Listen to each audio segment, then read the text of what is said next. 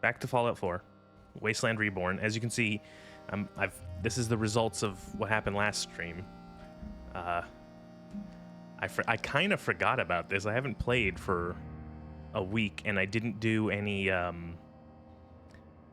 Like, sometimes for Fallout I'll do some cleanup where once the game is done, I will spend maybe half an hour doing some walking around and like getting some ammo and refilling food and water and stuff like that.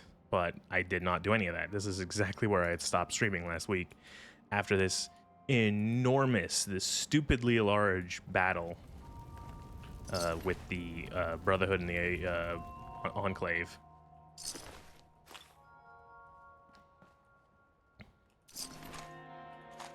Just like an insanely huge battle. I'm surprised so many of these bodies haven't been cleaned up.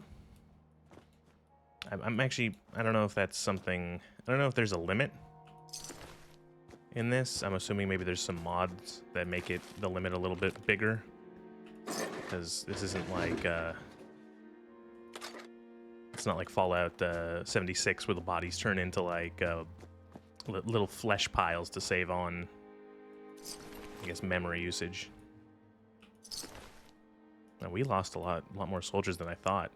Didn't help that half these guys are wearing just like their fucking what are these called? Fatigues? Fatigues, right? Yeah, fatigues. Why are they called fatigues?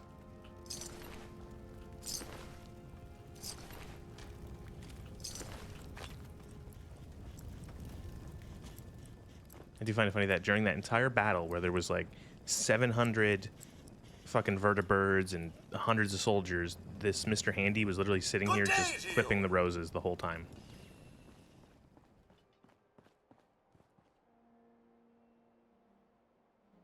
Give me a second. I'm gonna bring my audio mixer up so I know that the audio is mixed.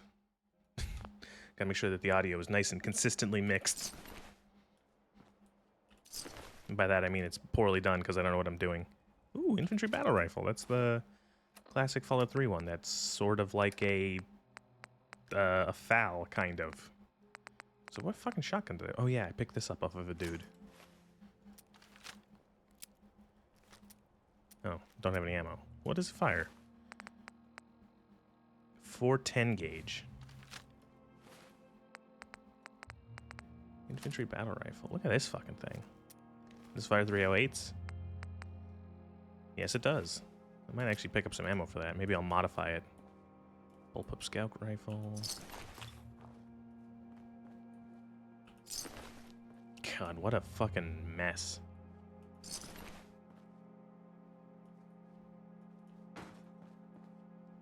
All these fucking guys showing up with shotguns. This was a really cool fight. If you didn't see the last episode, check it out, because it was advanced plasma pistol. Let me see this fucking thing. It's neat. It was pretty neat. I was impressed mostly with how fucking insanely huge it was in terms of scale. That was pretty darn neat. I really enjoyed that. It maybe lasted a little too long. There was a point where it's like, this is a bit ridiculous, guys.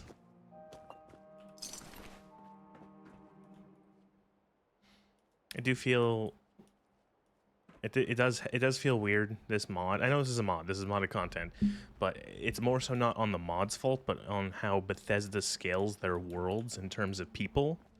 The games are, for the most part, seemingly like you would expect that they're like scaled down, because otherwise this entire place, like the Commonwealth, has like 400 people in it max. So you have to kind of just guess that, okay, they've scaled down the scale. They've scaled down the scale. They've scaled down the size of the world in terms of not just the physical size, but also in terms of how many people there would be, right? So that makes sense. But then this mod kind of clashes with that, where you're like, the Brotherhood seems to be in the base Fallout 4 seems to be made out of 50 people at the max. If you ignore any of the sort of the random patrols. And then in that fight, there was 700 of them. And there's still more on the way. We're gonna go to the Diamond City. No, we're gonna go straight to home plate first because it's gonna be night anyway. Straight to home plat. And we're gonna mod that gun and see if I can do something cool with it. Standard receiver. Semi or auto? Semi. I know a lot of, in real life, the FALs were made, depending on the militaries, they were made. I know the Canadian ones, the early Canadian ones were modded to be semi only. Guessing as a recoil and ammo saving thing, because there was also a version with a bipod and sort of like an auto version that was meant to be sort of your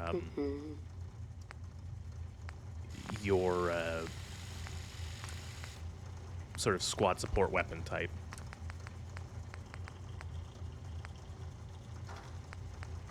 Ugh. Ugh. Ugh. These are all hideous. Give me the classic wood, please. Oh, material? Ooh. Wood or wood or plastic? Stick with the wood. The wood is classic. Wood guns look classic.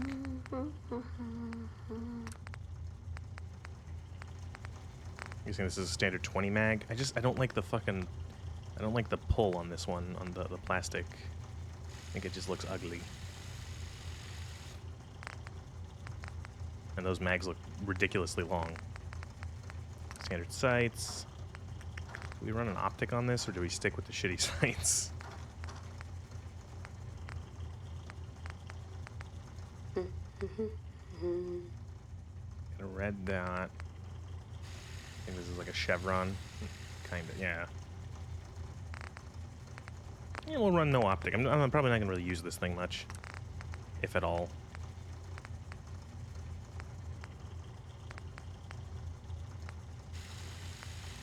Fuck it. Oh, nothing. Keep the flashlight. There we go. Done. I'm gonna use I'm gonna run one mag through this thing, and then just throw it somewhere. Let's put some of these stims away because they do have weight in this. So stop, drop that. Dump some of this food because I think we are carrying a shit ton. We'll drop.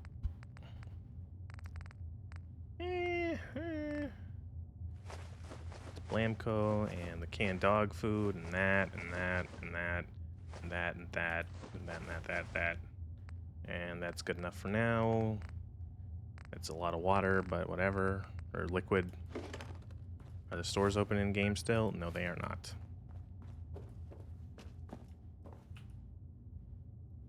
We go nap time. Just a quick 14-hour nap. So you can feel nice and dead inside when you wake up.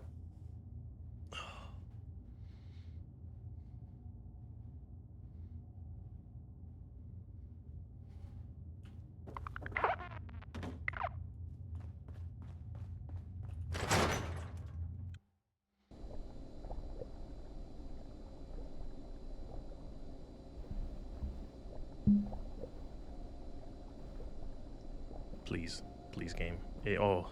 Every time a load screen takes more than 10 or more than like 3 seconds, I get worried. Like, this is it. The game has given up. We sell just about everything, but none of it is scrap. I've got a few minutes. A bit of. What did I want to buy? I don't even remember. I'm gonna sell this bullet. No, we're using 12.7. Do you have any more 12.7? Yes, you do.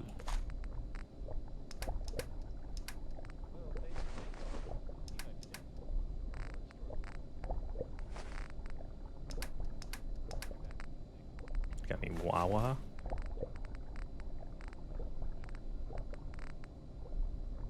Hey, punga fruit. We're gonna be going to Point Lookout, and there's the fucking punga fruit.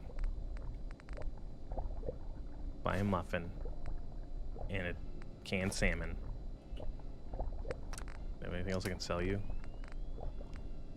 Take like 4 of these right away, and like 3 of these. How much other ammo do we have? Oh yeah, this shit is I'm never gonna use this. Usually it. Well, I'll just dump it in the box. If you're looking to keep your load light, Sure. self-defense. This man coming up. I walk by this man. And he's talking about keeping my load light. Dude, it's not none of your business how big my loads are.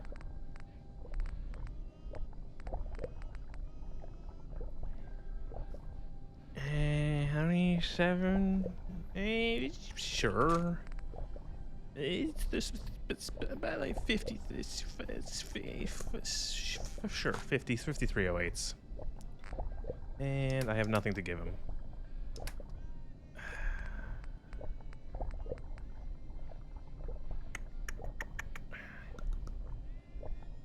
How much is this? 210 credits. What have I been playing recently that has credits? Star Wars games. That's what I've been playing recently. I'm playing KOTOR and SWOTOR with the Star Wars credit shit, and now everything's credits. Stick this in the box of stuff. So we got the pistol. We got the big stupid pistol for funds. We got our 9mm carbine rifle thing. This thing for full auto that I never use. This is our main stay, and then we got this thing firing 308s, but it's not suppressed, so it's not gonna be that good of a stealth weapon, but it looks cool, and so I want to use it a little bit.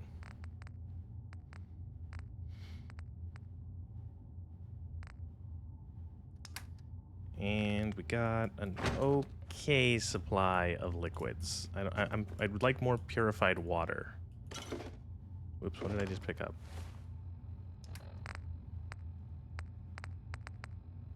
Cazador anti-venom.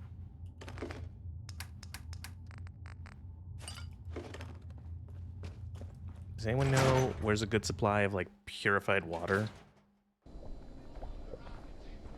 that I can do without having to get a fucking settlement? Google, call out for purified water.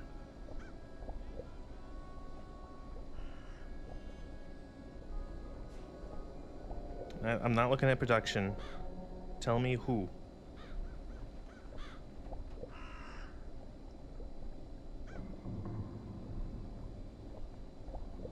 $15 bottles in Vault 95. 12 inside the USS Constitution. Where's that? Oh, really? In the fucking Constitution, in the boat, the old boat. What the fuck was that? That was like ambient noises. Holy shit. Free shopping right here.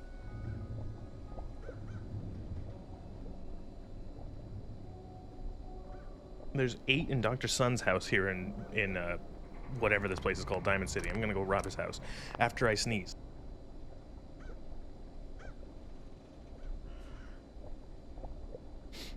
Ooh, okay, that was a good one. Where's this house? Does he live like above his work? I actually have. That's one thing. I don't think I've ever like robbed anyone's house in this game. There's never been a fucking point. Ayaswada, the game changer. So he's got to live in one of these shit shacks.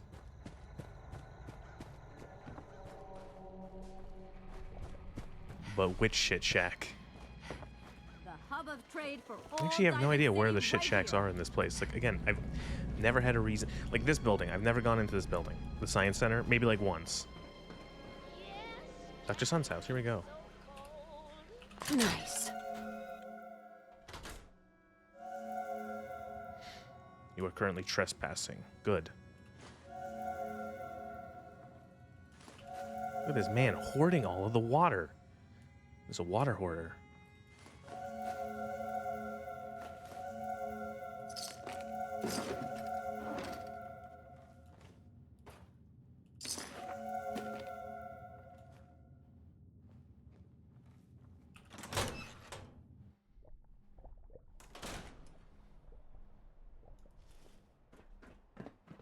There's a bunch in the USS Constitution. So the USS Constitution is there. I will go there, and then I will rob all the water from the robots. Where's Vault 95? Is that the one? Is that the gunner base one? Right, it's the fucking chem one. It's the place where you take Kate to cure her of her drug addiction using other magical science drugs. Scanning. Scanning. Accessing pre-war records. Record found. Driver's license. S91328862. I forgot that the dumbest quest in the game is here.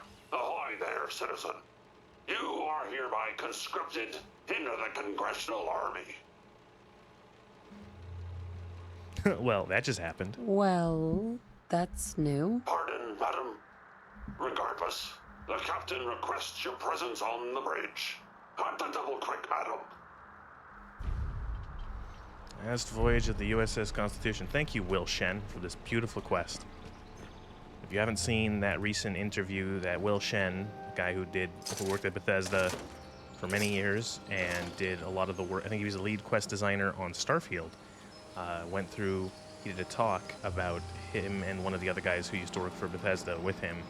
They did a talk at GDC, I think, relatively recently about how they designed quests, and then he went through a bunch of examples in each of the games he worked on with focus on a lot of it. He did focus on stuff like Fallout 4, specifically Far Harbor, because he worked on it. He was the lead behind Far Harbor, I believe, the lead quest guy behind Far Harbor. And then also this quest, which is his, I won't say his baby, but like he did work on it. He was the lead behind this quest, him and another dude. And they work together, and because of how disjointed and insane Bethesda's working is, this is the only quest in the game that has fucking skill checks. This is the captain speaking. Jesus We're taking fucking on an Christ. allied soldier. Clear the berth. Disable defenses. Make way. This quest is so stupid. It's just, it's dumb.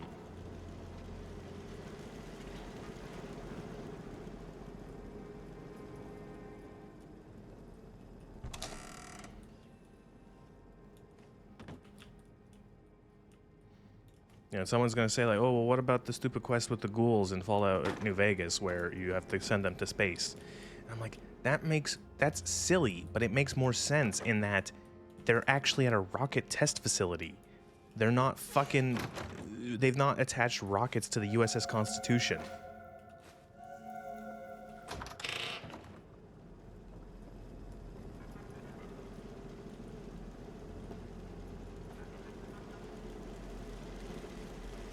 Midshipmen, stand down. Stand down, I say. This soldier is a guest on our vessel. Please afford him all appropriate courtesies. We're up. Oh, so this game lied, the wiki lied to me. Where the fuck's all the water that you promised me? Ah, we're on the gun deck. Speaking about old ships, I turned on Steam today, and I got a Steam, if you have Steam, which I'm assuming you probably do, considering watching a video game video, stream, whatever. There was one of those pop-ups saying like, oh, deals, you know, where they have sales and shit like that. And, oh, here's one of the only skill checks in the game. Well, I can't do it until I have the quest, but Identified. Intruder. Mr. First Mate, this is the captain. This soldier is no intruder. Requesting permission to use lethal force. Whoa, whoa. Easy there. Unable to comply. Stand down. That's an order. And for God's sake, use the accent. I, Captain, standing down. ugh. Anyway, Tis an honor to crew such a That's small it. vessel. Here's a little water. What was I gonna say? I got one of those things. I got one of those ads on Steam, saying like games that are on sale or whatever, and it was for Skull and Bones, the Ubisoft ship game. That is finally, it's on Steam now. It's not just on their own launcher, and I'm like, it's been out since only the beginning of the year, and it's already 66% off. So, ouch. When I first played this game, I completed a quest on the ship. I completed the quest on the ship. So I thought it was not right for this quest to be able to complete. So, well, and the reason why is probably because although this game is not that difficult by default, even though unlike previous Bethesda titles, there is more of like a level shift in that, like, it even says in the game that the further south you go from the starting point of the game, the more difficult enemies are. It's not that significant of a difficulty curve. It's still pretty flat. So the game is not that just difficult by in its default. You really have to add a lot of stuff to just make the game harder and play on the hardest difficulty for it to be any sort of challenge. And even then, barely. So yeah, I'm not surprised you were able to, you know. Well, yeah. You like, that's the thing, is that like certain enemies will still one-hit you, but the thing is that if you know, granted, melee enemies in this game are pretty easy to cheese. You just have to like stand on a box that they can't get on top of, and you win. So, Defending the Constitution. So did this fucking game lie? Did the fucking wiki lie to me? It said there were 15 fucking bottles of water on this thing. I found 2. 12 bottles of water, excuse me.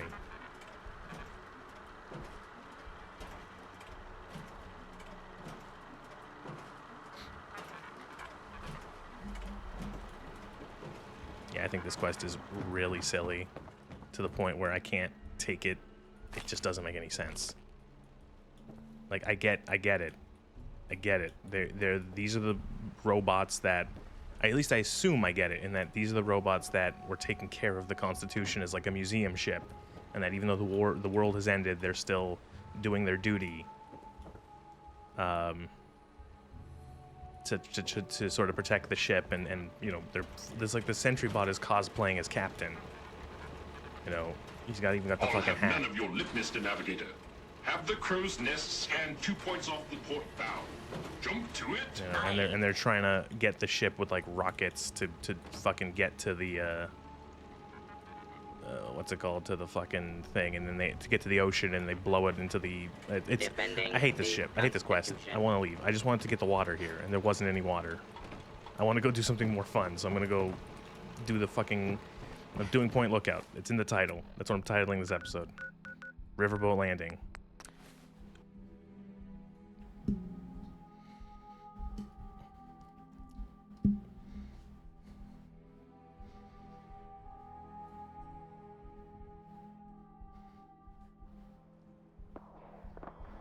Ooh, it's perfect timing for this too. Look, it's sunset. My character is fucking dying of thirst.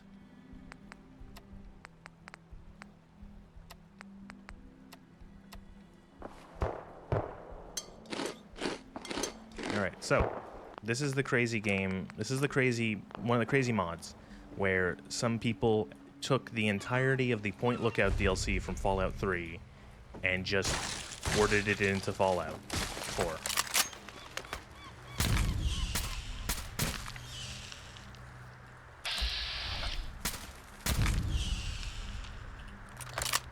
Like, completely ported it. Everything is there. Weapons, NPCs, everything. It's all the quests, all the locations, and it even starts to save. You go to the riverboat landing and you find the Duchess's Gambit, and you take it to.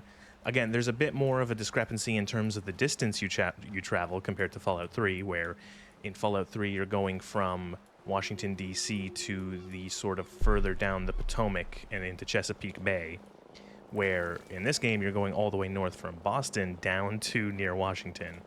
A little bit, you know, going from a river voyage to an ocean voyage, which...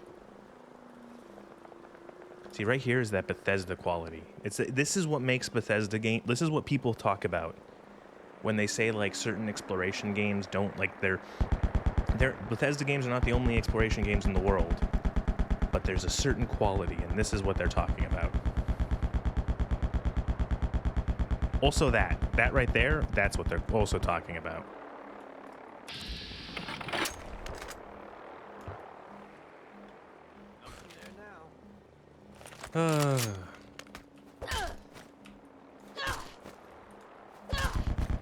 Bad luck to kill a seabird.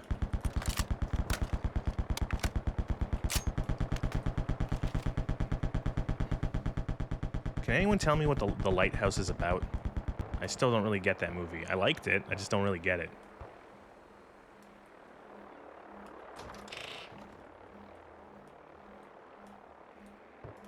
Visually, it was cool. The acting was good.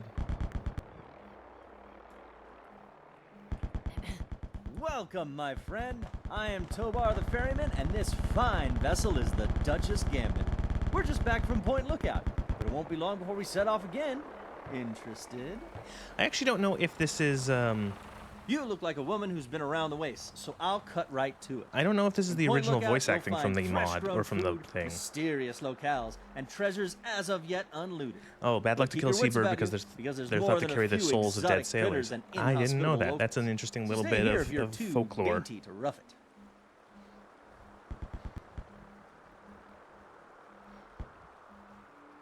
Down south, this side of the bay, there's a I just looked it up. stretch of Okay. beach called Point Lookout.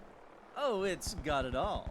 Ruins of ancient pleasure towns, mysterious swamps bristling with treasure, and all practically untouched by outsiders.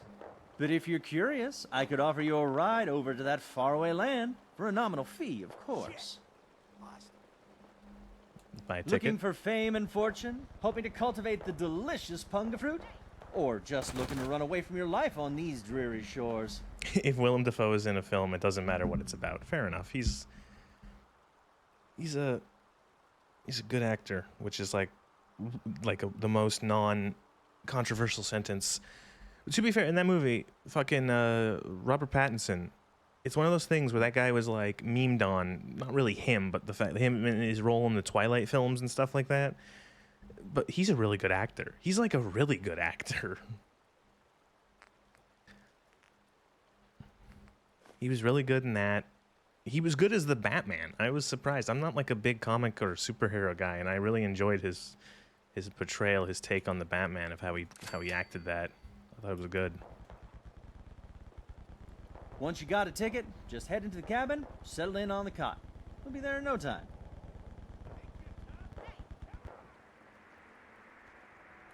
Whenever you're ready, just take a rest on the cot in the cabin. We'll be at Point Lookout in no time. Hello?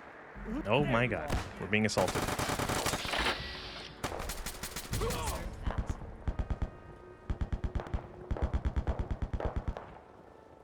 Sorry, I was also trying to, at the same time that guy was talking, I was trying to see if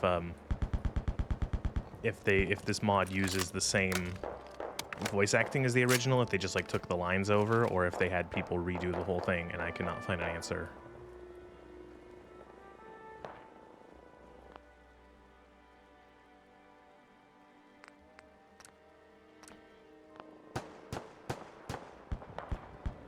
I do think that there is a certain quality that an actor gets if they've done stage acting before they've done film acting, because it's a very similar skill set, but it has a very different feel. And to be fair, I'm not much of a theater watcher at all, so I'm not. But you know, I think you can kind of just, you know, if you know anything about the two things, the two mediums, it's there's a bit of a different flavor to them.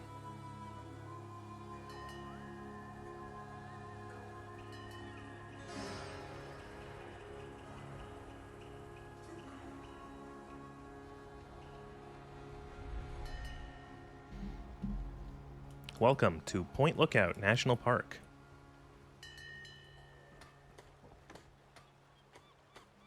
Or wherever the fuck this is supposed to be.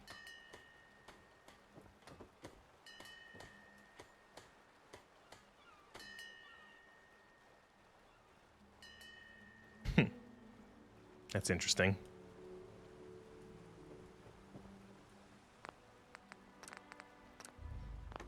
I don't know. He's also he's very memeable. I think that's another reason why he's so well liked by people, is that he's got the meme quality to him. There's so many memes of him, you know, like there's that meme of like the people who were just like, who just found him on like the streets of New York or whatever one night and just asked him about what he was wearing and he's showing off his clothes. Or the one, like, I don't know what it's from, but the one of him with like a fucking crusty cigarette in his mouth and he's like holding two objects. Of course, almost every line of his from the, as Green Goblin from the, what's it called, 2002 Spider-Man film. Do I have to talk to Tobar to get this to progress, or?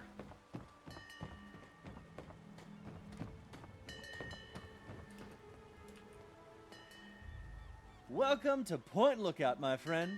The trip was fine, weather nice and damp, and everything out there looks pleasant as ever.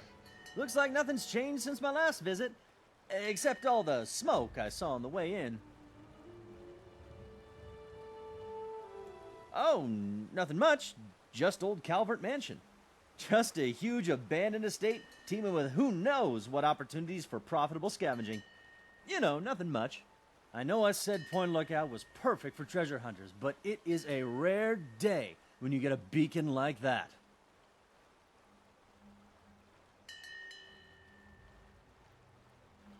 Okay, bye. Depends what you're looking for. No, I hit the wrong button. I didn't want to talk to you again. And if you're... I wanted to say goodbye. Point Lookout. I really enjoyed this DLC back for Fallout 3. I remember Fallout 3 was so it was not the first Fallout game I played. I remember I was really excited for it. I remember when it was coming out, I was so excited for it, and I'd never played a Fallout game before, and so I actually, this was 2008, so what I did is I found on eBay, a physical copy, like re-release of Fallout 1, 2, Brotherhood and Tactics on a single DVD, and I bought that for like $20, and it took like 2 weeks to ship to me, and then I played through Fallout 1 before Fallout 3 came out like a few months later, and I really was hooked on the series, and I really liked Fallout 2 and 3. To be fair, Fallout 3 has soured in my opinion over the years, but I have good memories of it, which I think is more important almost. I was so excited when I learned that there was DLC, because this was still kind of on the cusp of DLC being really common, and Bethesda was really trying to push it hard with a lot of their games, and Fallout 3 in particular had 5 DLCs, and I think so it was over the course of a year. Every couple months, another DLC would come out, and this was the 4th one. This was the second last one that was released, and it's arguably the best, maybe like second place compared to the Broken Steel, which was the 3rd one. Broken Steel expanded the original quest line and added some more stuff to the base game Wasteland. Yeah, but this was the 4th one, and I liked it a lot because it had, I think this was the only one of the 5 DLCs that added its own locale. Like, it added a whole new sort of world space to explore. I think all of the DLCs for Fallout New Vegas are bad except for Old World Blue, but then it's too long. See, I also, it's weird because it's like, oh my god, these seagulls are so fucking weird. Holy shit, they're just so weird. I also kind of think that I only really like one DLC for New Vegas, and it's the one that most people hate. Dead Money is my favorite. I adore Dead Money. I adore Dead Money. I think Old World Blues is good and then gets bad every time you play it subsequently. And then I think Honest Hearts. Honest Hearts is so boring. I find it dull. I find it like tedious and lifeless. And the only thing I find interesting is talking to Joshua Graham. That character is so interesting. They picked one of the best voice actors that they could to portray him. He's so cool and so interesting, and I wish there was more of him and more interactions with him. And other than that, that's the only thing that's good about that DLC in my mind. And then my least favorite quest or DLC for New Vegas is Lonesome Road. Lonesome Road, I like Lonesome Road as a I like Lonesome Road as like a gameplay wise. I feel like it's very linear. It's clearly linear. It's supposed to be that. It's by design supposed to be linear in that it's essentially a straight line from the start to Ulysses. And I really like the sort of gameplay of it being like a super dungeon. I treat it as like a super dungeon. I treat it as like one big long dungeon. And I have fun with the actual fighting and like exploring of the place. I think it's really cool. I just despise Ulysses as a character, and I despise his monologues, and I don't like how it really kind of boxes in the player where you have to...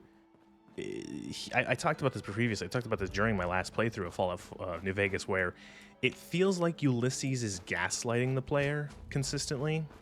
He's trying to convince the courier...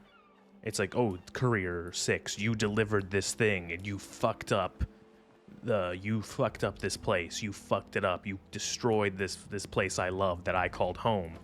And the player can consistently say, it's like, I don't remember doing that. I don't remember doing that. I don't know what you're talking about. I don't remember what you're saying. But then he still insists that no, it was your fault.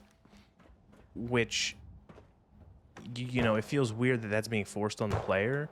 And then, even if it is true, Ulysses is very clearly just shooting the messenger. You know, he's clearly trying to blame the courier for the destruction of a place that he cared about. But it kind of gets annoying to the point now that whenever I go through Lonesome Road, I just pick the quickest options to end the dialogue with him. And then when I get to his temple... usually I'll have it by the point I get to that temple. I will load an anti-material rifle with match grade ammo, and then just go into vats, go into vats, and just shoot him in the back of the head, and then never have to talk to him.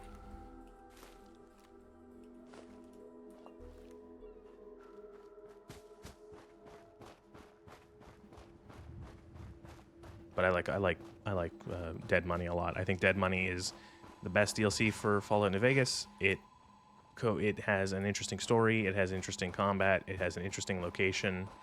It has interesting lore outside of the current characters that are there. I fucking love Dead Money.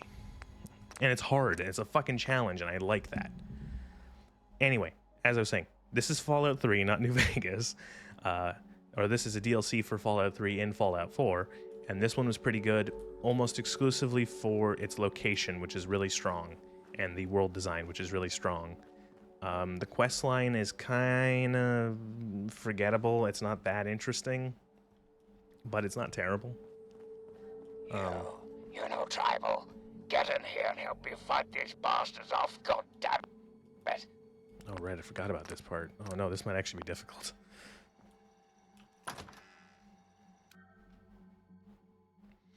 Dead Money fills in Veronica's story. That's one thing. I don't know anything about Veronica. I don't use the companions in these games. Oh my god. I disable this man's turrets because they're loud. What happens if I shoot them?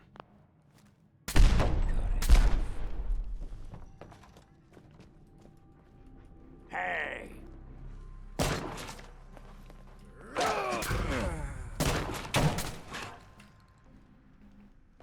Why did they get so fucking loud? Jesus. You won't bother anyone ever again. Yeah, I see. It's one of those things where it's like I've picked that up. I know that like they were, you know, that she went off looking for that.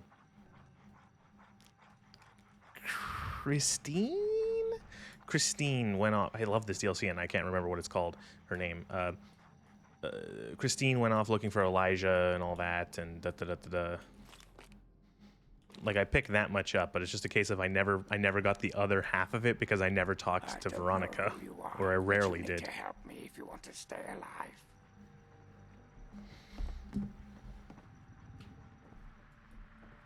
They've been at it all night. I think they're just about to breach the inner walls. Follow me. I gotta go check it out. Dirty bottle of water, dirty bottle of water.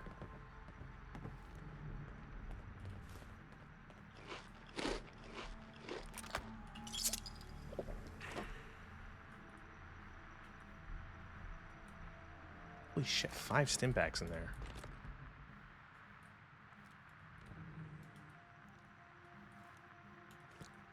I do appreciate this mod going to the trouble of remaking all of these Fallout 3 guns. Even changing the grenades to the Fallout 3 visuals.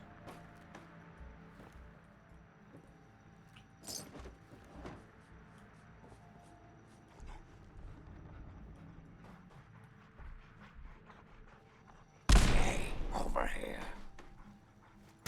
I heard something. I heard what we have here. Blast.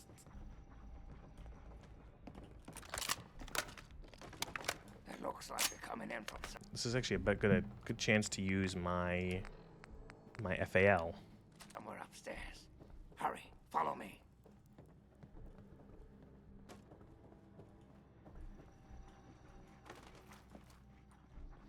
I think it is just called the gun inertia mod, but I really like it. It might be hard to see, but like if I'm holding out the gun like this, you can see there's like a bit of inertia with the gun moving, where it's not like 1-to-1.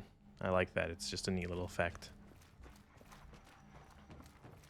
Go through these doors and up the stairs. Find where they're coming in and stop them. I'll be keeping an eye on the cameras down here. Hurry. So this sequence has a lot of scripting in it. I remember in the original version, and it was a little boogie, little buggy. Just a little bit of stuff not happening. It's a dream.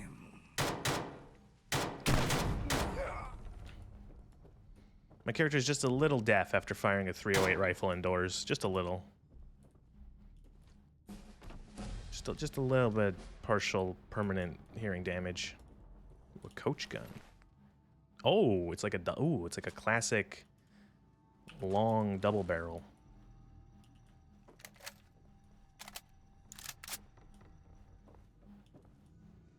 Did the FAL have a left-sided charging handle, or was it right-sided?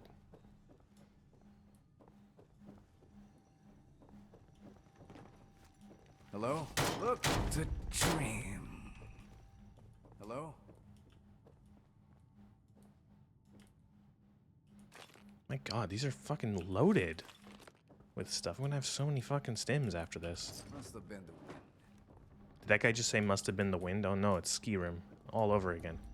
Also, I think I just hit level 80, which means that's it. And that's the level cap.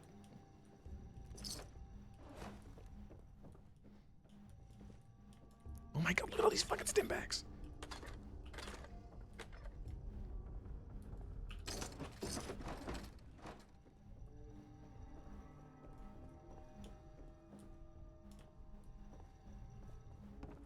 It's a dream. Help me out, you ain't fighting. Blast. What the hell? No. It's a dream. Are these guys even, like, hitting me? That guy fired, like, a shotgun at me at point blank and nothing happened. Okay, now hurry up and Hunting carbine. Oh. seal that hole. It looks like an explosion should do the trick. Maybe there's something explosive near the hole you can shoot.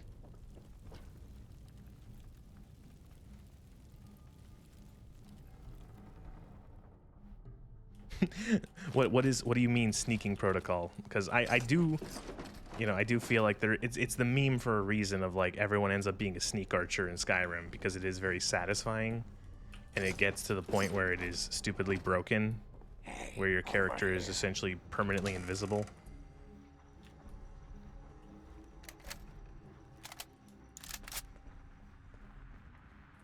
I love it. It's some of my favorite shit in that game. Oh, look at this fucking... This is the Fallout 3 sniper, but without the scope on it. I actually kind of like that.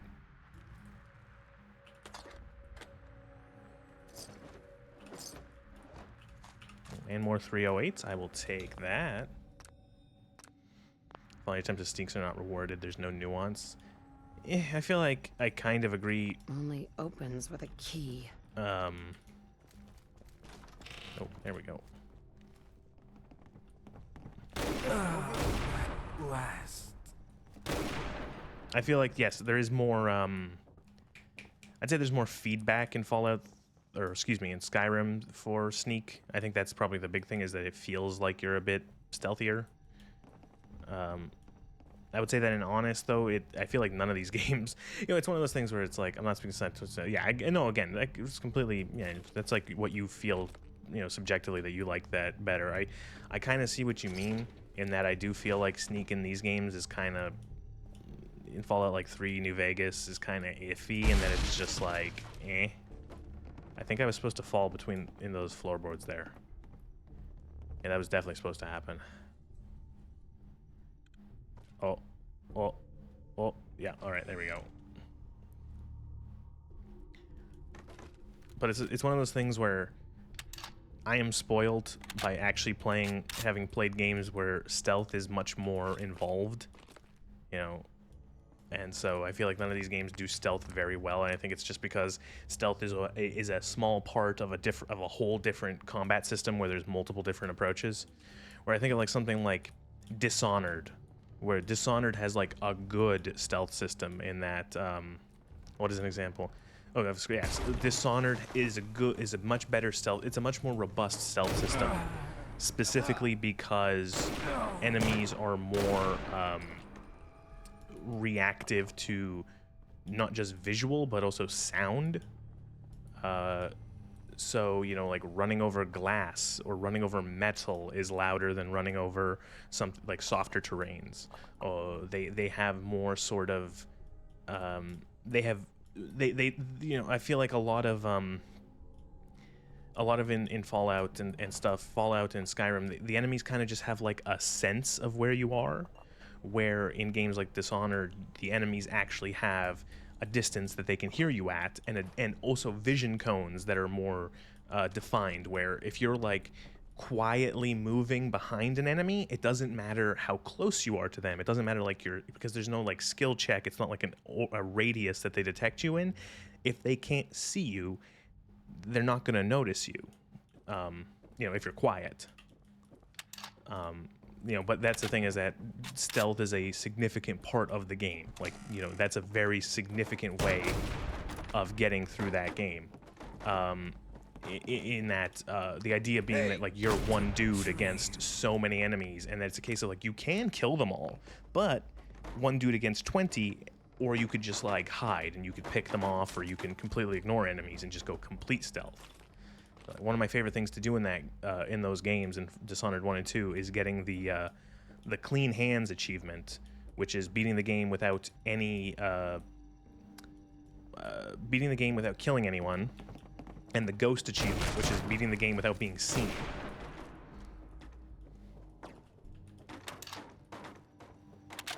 Which I always like the idea of, like, not even being spotted. Or I think another stealth, it's a different flavor of stealth than Dishonored, but stuff like the Hitman series is a different kind of stealth game, where unlike, Dishonored is the more sort of classic stealth video game of hiding in the shadows, you're sort of sneaky, where Hitman is the, hide in plain sight. You're doing sneaky stuff, but you're also using disguises and sort of bypassing sort of things to get around people. Different flavor of stealth, and in those games, getting Silent Assassin, which is don't kill only the target and never be seen, and also a specific thing too of never be seen even by a character who, which is something that they added in the later games, where if you are seen by an enemy, let's say you see an enemy but then you knock him out unconscious, that doesn't count as Silent Assassin, because when that guy wakes up, he'll be like, oh yeah, I remember seeing that guy. So it doesn't actually count as being truly 100% stealth. And it's really satisfying doing those kind of games, sort of pure stealth. Seeing that RDR, playing RDR makes me think stealth, and that is good. Red Dead Redemption, is that what you're talking about?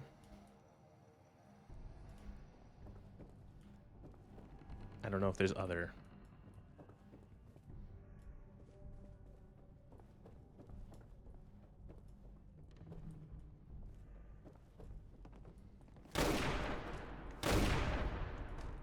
I'm using this fucking sniper rifle I picked up just for fun. Where's my... Let's see, which one does more damage, I wonder? Well, 182, 365. Yeah, this does significantly more damage.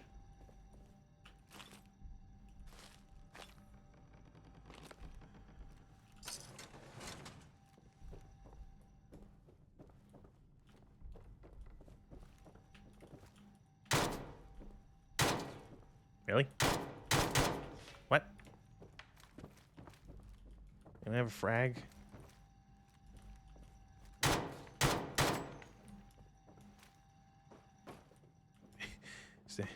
Anyone see a frag grenade?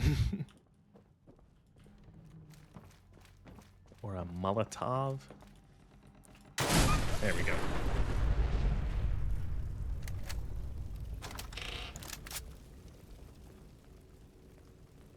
Okay, that audio line didn't play. It's a mod. I forgive them.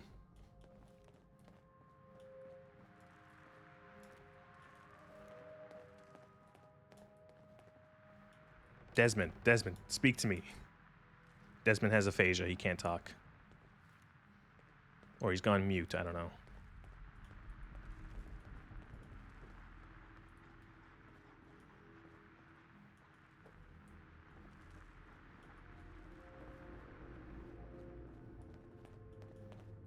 But I'm pretty sure a bunch more of these guys are going to appear. Why are your lines broken? Desmond, please. If you have any mines, now's the time to use them. They could come through any of the boarded up doors at any second. That was my ghoul voice.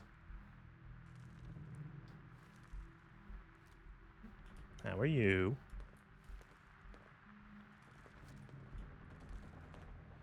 Okay. Oh, there he goes. Remember to speak. Get ready. Okay, I'm gonna save. Here they come. Second floor on the right. Are they stuck? Oh, there they go. One tap. One tap. Let's use VATS, because I never use VATS.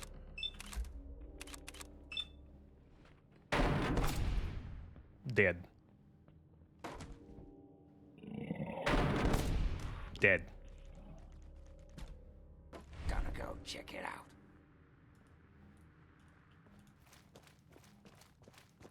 More of them on the right, first floor.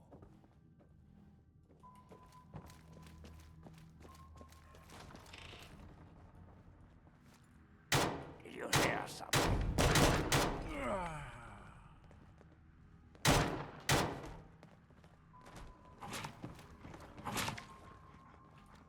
Even though I use it sometimes, I think VATS is cheating. Well, it kind of, not kind of is, but it's like VATS didn't exist in the same way in Fallout 1 or 2, but there was a system in Fallout 1 or 2 and 2, I believe, where you could target just specific parts of an enemy. I don't remember if it was always available or if you needed a perk for it, but you could make it so like you could target their eyes or their legs or stuff like that, or specifically aim for their head instead of just like generic shoot at enemy or hit enemy. And so that's what I think they were trying to do with VATS, is like, okay, what's the way we can do that in a sort of first/third person like 3D game. Yeah, that's the thing, is that like it was like, how do we get that system of being able to specifically target in a turn-based RPG, turn-based isometric RPG? How do we do that in 3D? And the idea was, well, what if you just like pause time and pick, you pick your targets, and that's how you got VATS, the Vault Tech assisted targeting system. And the rationale being that it's only a Vault Dweller thing, or it's only like your character has a Pip-Boy, and that's what allows them to do it.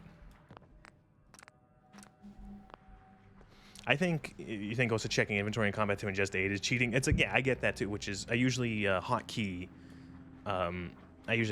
stim packs to a button, which I guess you could also call cheating. But I think Fallout 4 kind of addresses that a little bit in that there's an animation.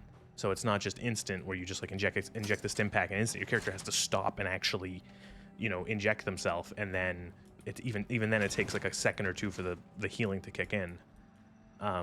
Hey. So, my hero, huh? Think you came in and rescued me right in the nick of time? Not hardly. Had it all well in hand, and I didn't even need to use the fail-safe. But that would have done a real number in some of the paintings, so just as well you were here. Anyway, name's Desmond. What kind of failsafe are you talking The about? type that kills everyone outside of my safe room and leaves a hell of a mess to clean up. Standard type. Not worth wasting on ignorant savages like them, honestly. Just as well you came along when you did. So, tell you what I'll do. I'll share a few tips for the next time you're making a dramatic final stand.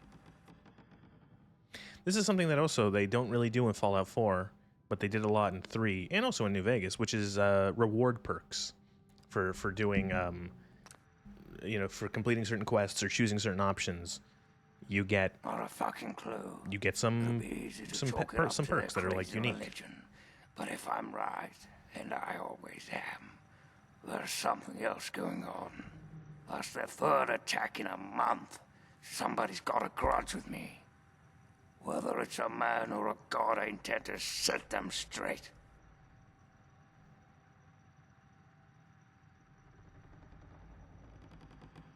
All right, bye. Now, hold on there. Not so fucking fast. You can be useful to me. I need someone willing to get their hands dirty. So, here's the deal. I help you get in with those tribals. You help me get what I want. I feel sorry for the make you fucking rich. people who are like, I'm going to be a voice actor. Guess what? You have to do ghoul voice. My time is short. Say goodbye to your throat. You need to learn to pay attention when I speak. Those mud lovers want me dead and haven't extended the common fucking courtesy of telling me why. So I need you to find a way into the commune and figure out what's going through their adult little heads. Be a good pup, and old Desmond will give you a treat. And of course, who knows what riches they have for you to steal. Sure. Easy peasy. Right about now, they'll be wondering what happened to their hunting party. Good news is you got the job. The bad news is your career's over. Yeah, you do enough takes as a ghoul, and you're going to be typecast as like the curmudgeonly smoker / monster character voice actor for the rest of your life. There's our people who think cutting a hole in their skull can expand their mind. They're not exactly scholars over there. Just head up to the cathedral. Like, I don't even know how you do it, really. It's like, do you have to? Because if I try to, like, I can't even imagine, like, what am I supposed to do with my throat to? In the TV series, some ghouls didn't have the real ghoul voice. Ghouls are a sticking point in Fallout. Almost every single Fallout has kind of made the ghouls different in some way, whether it be how they sound or how they look. Especially how they look. How they look has varied fucking wildly over the course of the series. They're probably like the most inconsistent, inconsistent thing that's portrayed in Fallout, or at least one of them. Like they're all over the place. Like for example, the way the ghouls look in 4 is very different to how they looked in 3 here with Desmond. You know, this is a Fallout 3 ghoul, and the way that they looked in 3, as you can see, their skin is like, it looks like the top layer of their skin is essentially just like peeled off. They look sort of, they look very rotten corpsey, where the ones in 4 all kind of just look like they've been like really badly burned almost. Like their skin is just completely uniform often, where it's just like all like leather. And then the way they looked in 1 was very, very zombie-like almost. They looked very, very, very corpse-like. Like Risen Dead kind of thing. Yeah, you know, and it's been all over the place in terms of... Like, fuck, one of the things that the lore never can get straight is, do ghouls need food, water, and sleep? And it's like... I don't know. You know, and like to the point where it's just like nobody. I don't even know how you'd answer that, because you'll see ghouls eating, you'll see ghouls drinking, but then you'll see ones who have survived without any of that. You know, you like in Dead Money, you have Dean Domino, who Dean Domino says, like, even says to the player, it's like, he goes, it's like, still need food and water. At least I think I do. You know, like, it's one of those things where he's not even sure, and he's a ghoul, which is almost more of like a meta line about the devs not knowing what is actually the lore of whether they need it or not. Yeah, like it's all over the place. Ghouls are so just bizarre in how they're portrayed, like, so inconsistently. Also stuff like nobody knows, like, okay, is a ghoul, like, the amount of ghoulification, like, why are some people exposed to radiation and they just fucking die, but then some people turn into ghouls? What is the level of that? How does it happen? What is stuff like things like, well, you have in Fallout 4, but you have the fucking ghoul child in the fucking fridge, the dumbest quest ever made. And there's a kid who was in a fridge, and then he became a ghoul and was stuck in a fridge for 200 years, and he came out still as a ghoul child. And it's like, do you not, like, grow as a ghoul anymore? Like, you know, if you had a child who was ghoulified, will he not grow up into a ghoul adult, or will he be stuck as, like, human or a ghoul child sized? Fuck if I know. I hear something moving.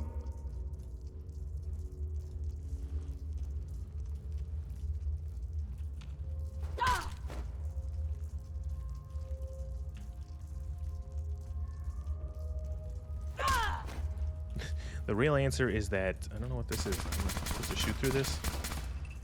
The real answer is that there's no consistency, and Bethesda also doesn't care, which means it's never going to be straightened out ever.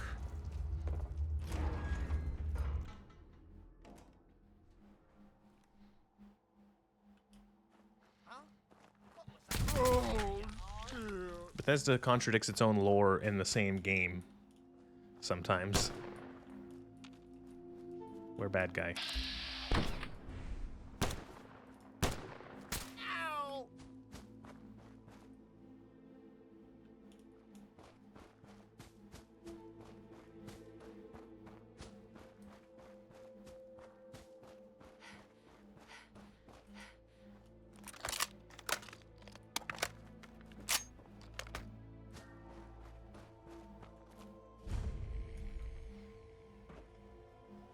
I think this is like the one store in this DLC. Or like the second store in this DLC. BB guns.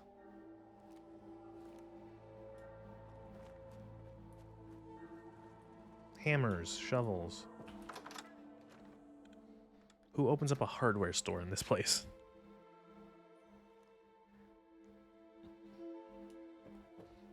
New people mean new business, so I'm always happy to see y'all. Well, hello there. Welcome to Haley's Hardware, where we have hardware. Do I make you nervous? No, not at all. I'm just not used to people all the way out here. My usual customers, well, I usually smell them before I see them. Well, they added like anti-feral drugs in this TV show. I think I remember hearing about this. That's really silly. Sure thing. Are you here to buy something? Look around. It's all here. Like, yeah, even that too, where it's like, well, do all ghouls become feral ghouls, or is it like just like too much radiation makes you a feral ghoul, but like the right amount doesn't? It's implied that most, if not all, ghouls, feral or otherwise, are essentially immune to radiation, and that some actually benefit from radiation, and that they can actually, you know, they can heal with it, or that it's, you know, good for them or whatever. Again, it's a mess.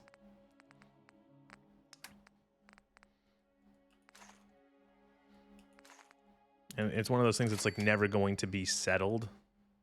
Be careful out there. Them Swampfolk is nasty. because it's like, you know, one developer makes the game and says everything is this, and then they go, no, no, no, you're wrong, everything is actually this, and then they keep going back and forth.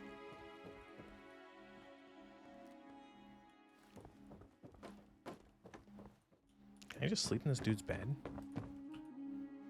Oh, I can.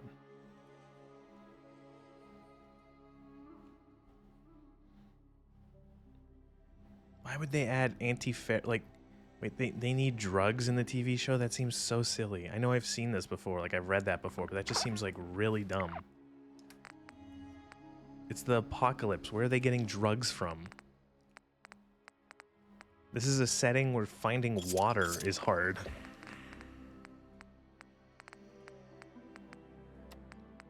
Who's making anti-ghoul? Wait, what? Who's making anti-ghoul drugs? How does that work? Oh my god. It's like when Bethesda retconned Jet. Oh man.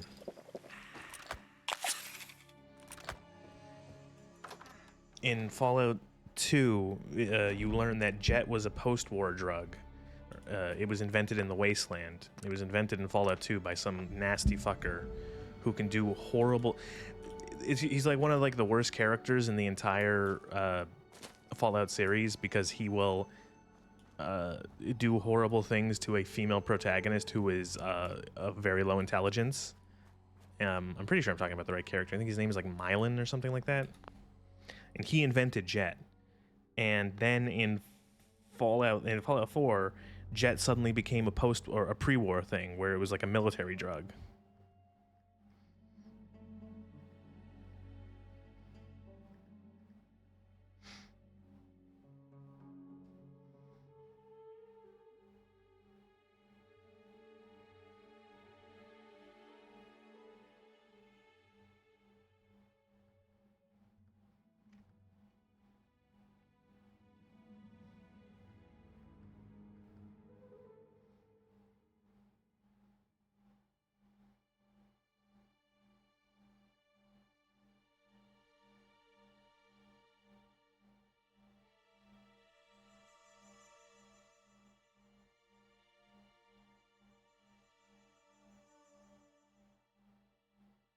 Yeah, so I'm just looking it up.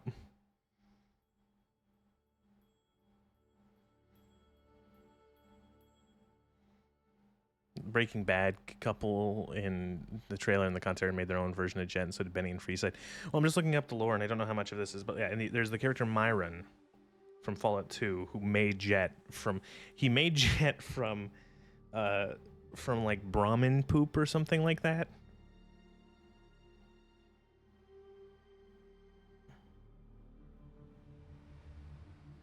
And now it's been retconned that he lied about it.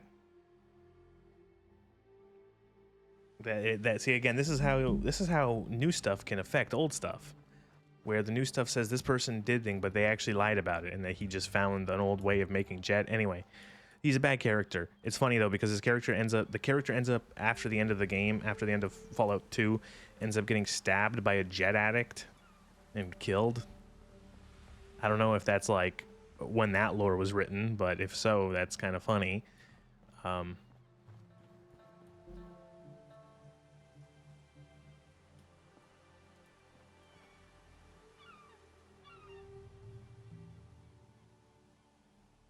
Yeah, so this is what he can. That character who originally made Jet.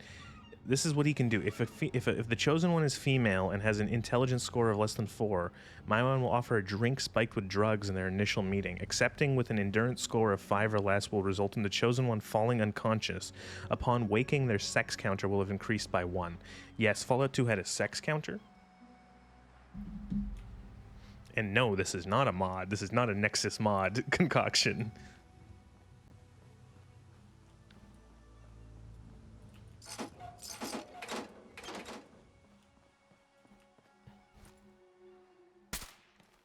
Fallout 2 had a lot of weird stuff. You could go to New Reno in Fallout 2 and become a porn star.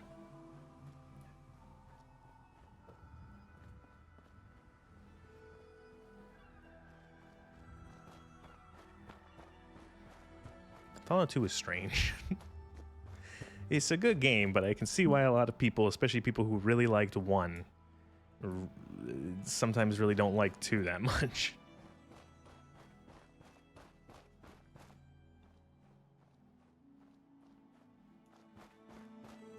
Fallout 1 Fallout 1 had some sort of tongue-in-cheekness. It had some things that I guess you would consider jokey or joke-like. It had some things that might have been even a little silly. But overall was a pretty dark and consistently sort of serious tone. Fallout 2 is where a lot of the more, maybe not like comical, but more overtly parody / tongue-in-cheek stuff really started to show up.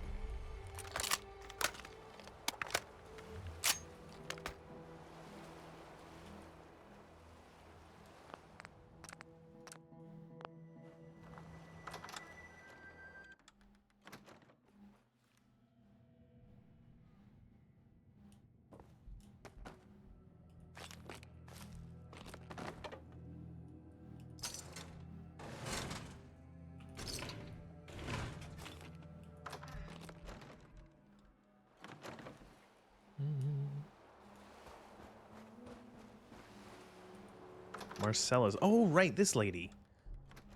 One of the only 2 people in the Wasteland to still be religious. Sweet. Yes. I've mentioned it before, but I always do find it kind of strange about the Fallout world where very few people are, like, religious in any way.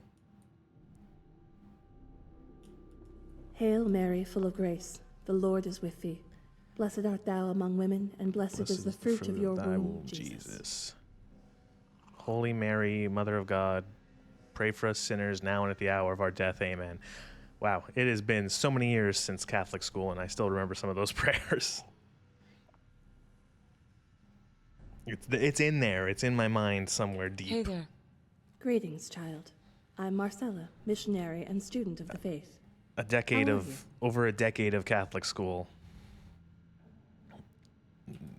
No, not exactly. I'd be happy to tell you more about my beliefs if you're interested. Would you like me to recite some scripture, or did you just want to know more about the faith? Scripture. Scripture. The word is told in the Bible. Would you like to hear a verse? I'm afraid I don't have a copy of the scripture with me, but I can share a few passages. Here's one of my favorites. I tell you the truth. Whoever hears my word and believes him who sent me has eternal life and will not be condemned. He has crossed over from death to life.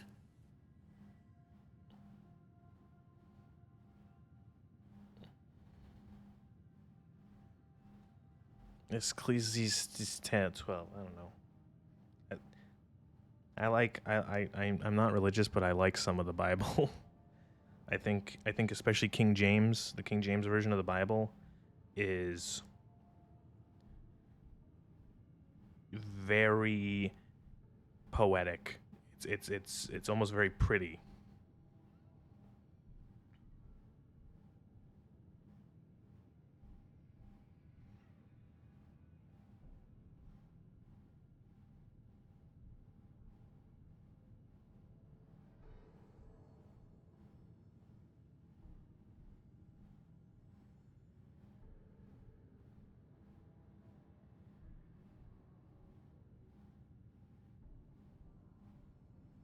Okay, sorry, I'm not going to start reading scripture in this stream. What else did you want to discuss? Like, I like some of the wording. Like, I think of, here's another Fallout reference. What's his, Joshua Graham's gun, his custom 1911 is called a light shines in darkness or something like that, or the light shines in darkness. And it is from it's from a quote where, one of the passages where it's, let me look it up. The light shines in the darkness.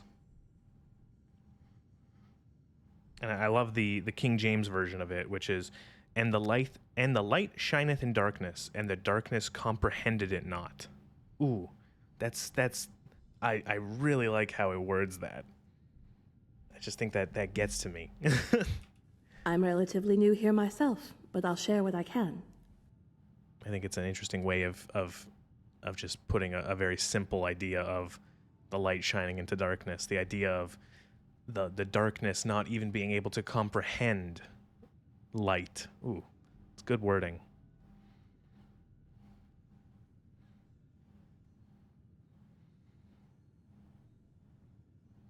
What else did you want to... Would you No, I didn't want to do this. Let me talk about something. What else did you want to discuss? I think the quest for this lady starts somewhere else. I always forget if it starts with her or if it starts with the other end. It starts with the other end.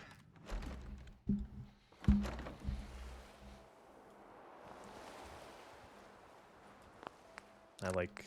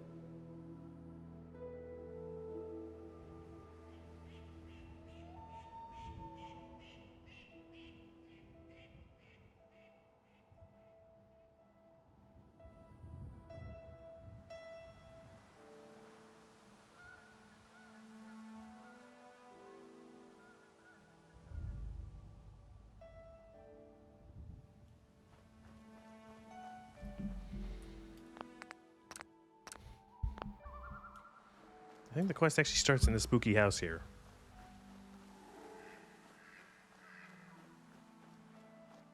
This, I was just thinking with this house, I love the, and it's a shame that that very few games have embraced this sort of aesthetic as much. I love the look and the setting of like a Southern Gothic, of just like swampy American South. Big old houses sort of degrading away, the sort of the cruelty and mysteries of the sort of like the dark swampy lands. I love that sort of setting. And it's it makes, if anyone knows, I probably do, the game like Hunt Showdown or whatever it's called now. That game, I remember before it came out, I fucking loved the aesthetic when I was like looking through previews of it. I'm like, damn, this looks really cool. I love this setting, this like monstrous Southern Gothic setting. I loved the sort of turn-of-the-century firearms. They looked really cool. Every once in a while, I look and see what other crazy turn-of-the-century firearms, like experimental, you know, crazy shit they've added to that game. And I remember being excited for it to come out, and then it came out, and it was a PvP or PvPvE extraction shooter, and I'm like, man, that's a shame.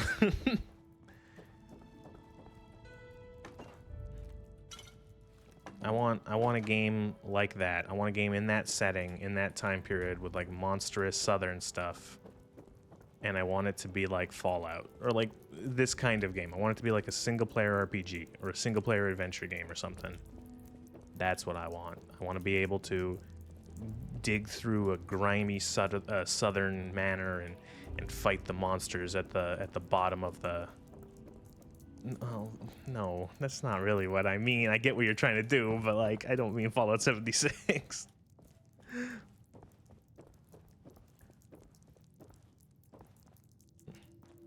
And Fallout 76 isn't swampy enough. It's more like, it's still pretty far. Like, West Virginia isn't like that far south. And it's also much more inland and much more mountainous. Well, whoa. Keep your distance. What are you doing in my house?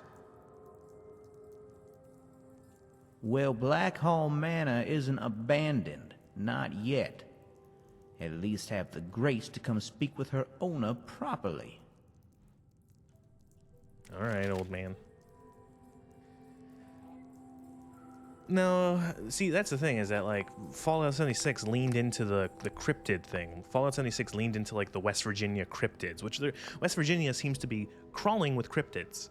Crawling with fucking the Flatwoods monster and the Mothman and the Grafton monster and a bunch of other shit. They went, like, really hard on that. Of sort of pulling in sort of monsters from... not just mythology, but also from, like, they do have some sort of more, like, mythical stuff, older stuff like the Wendigo, but then more recent stuff like the Mothman and you know, the Flatwoods monster and stuff like that. Good, good. People should be able to sit and have a conversation, especially in times like these. Civil discourse, the greatest of our lost arts. Wouldn't you agree? Yes. I'm glad you think so. Conversation is but one of the virtues that separates us from cretins like those Swampfolk. Swampfolk who, I should mention, absconded with a book, a precious family heirloom. I wanted to ask you, friend, will you get it back? Okay. Good. The fools who stole it believe it has powers, so the thing is probably well guarded. There's a ritual site east of the boardwalk, in the basement of a ruined house. Oh, I was think there. You'll find it there. Bring it back to me, and be paid. Okay, goodbye.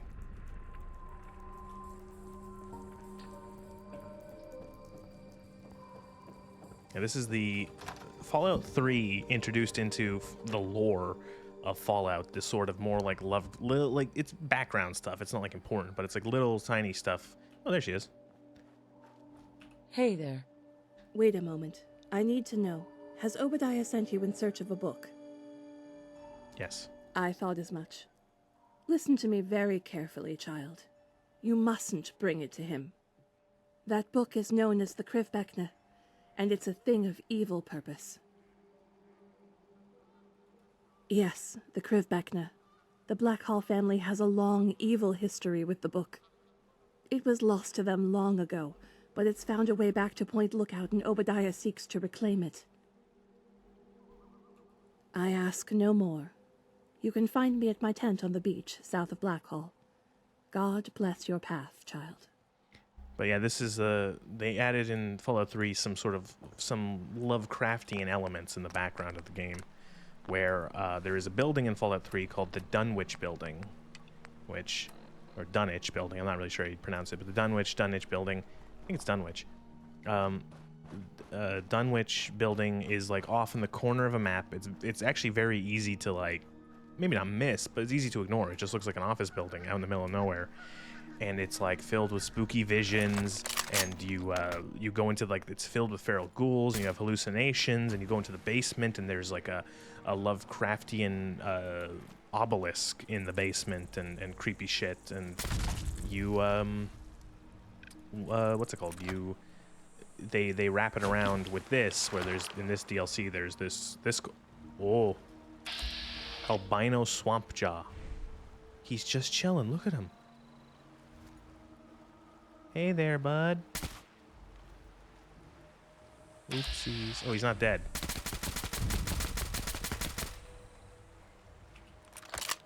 Learned my lesson. Got a double tap, or a quadruple tap, or however many shots that was. But yeah, they brought that back around in this DLC by adding this quest where you find the Krivbekna, or whatever the fuck however it's pronounced, which is essentially the it's the Necronomicon, except just with a different name, and you have to then get that book and then deliver it to the Dunwich Building back in the capital Wasteland. I actually don't know how they do it in this one. I'm guessing they make you go to the other place in the Commonwealth.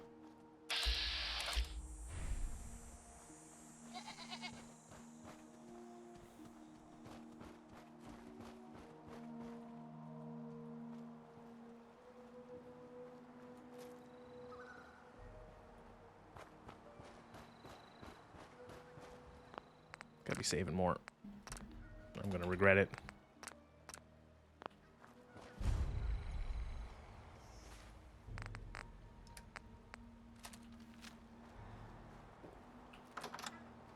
It's a very nice shotgun model. It's very clean textures on that. There was.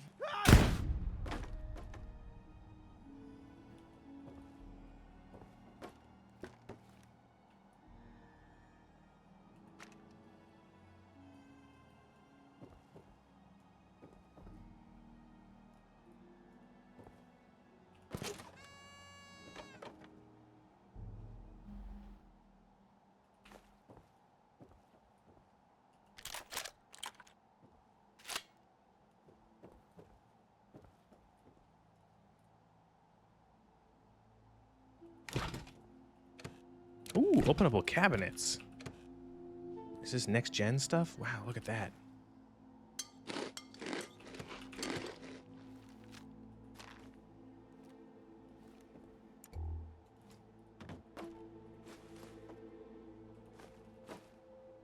Character lives off of fucking sugar bombs and fucking spam. Their heart probably loves them. Yeah, they run enough. They'll be fine. Yeah, right now I'm kind of just exploring. I know I have some quests and some goals, but I'm just running around. You don't belong here.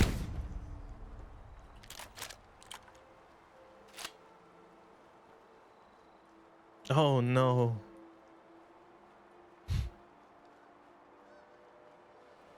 I didn't even kill this guy. He's dead.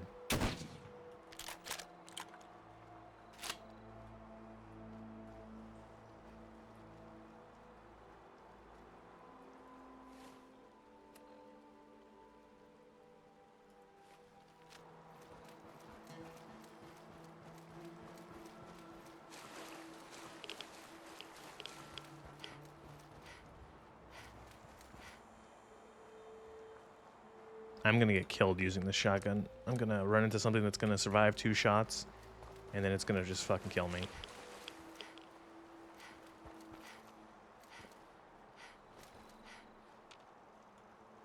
Actually, I have 3 levels up. These are my last 3 levels.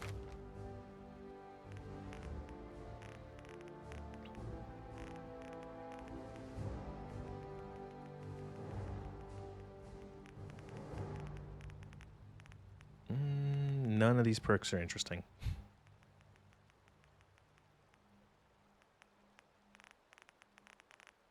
Or skills, excuse me.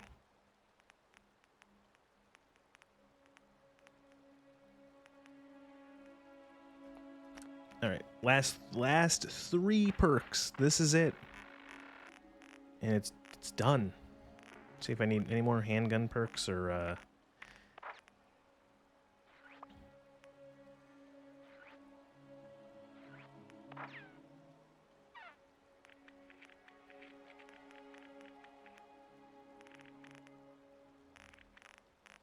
Any more rifle perks? Long arm of the law. It's a VATS thing. It's not that. I don't particularly care about the special things. Using them in VATS. 30% chance to cripple a limb. Things die too quick. Everything dies like instantly. There's no point in crippling a limb.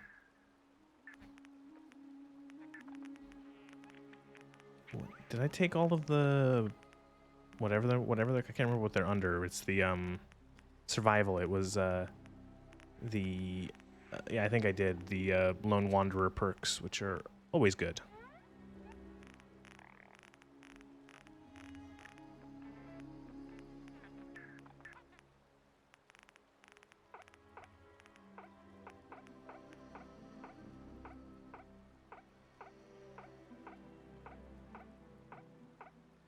Oh, that sucks.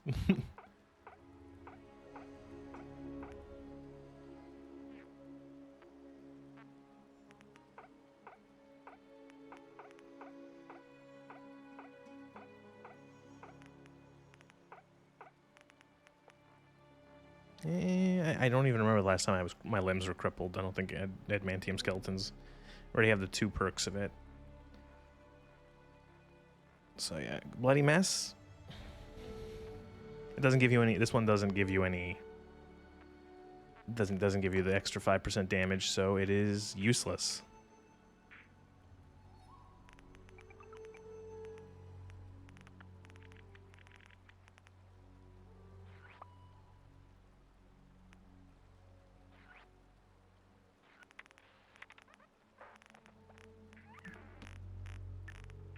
Any of the basic perks any good? Could do some. What do we have? Strength, endurance, charisma. I don't know how much that's gonna do for me at this point.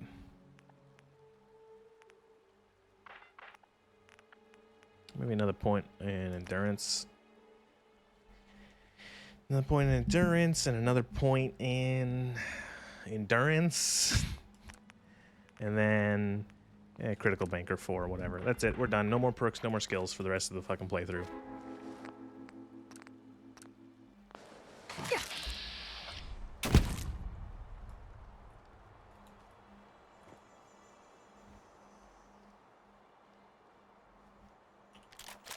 Oh, I thought that thing wasn't dead. It just got blown away. 22 machine pistol. Oh, I've seen this in a fucking... What is this fucking thing? Warning, read manual. Tech 22. Looks fucking hideous. Don't even want it. Every time I fucking play this game, it's pouring... It's either pitch black or it's pouring rain.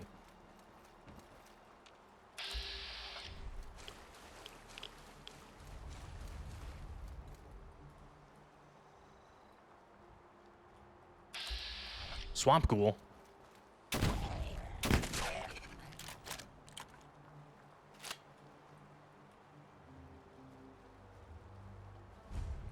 Jet crash site.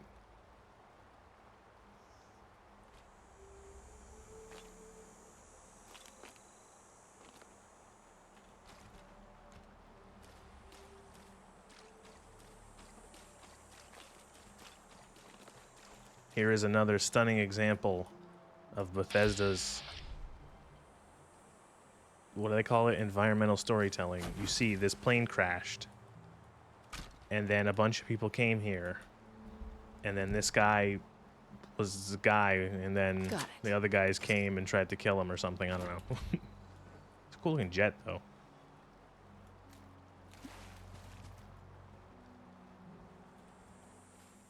I will say, I'm not a fan of the art style that Fallout 4 decided to go with.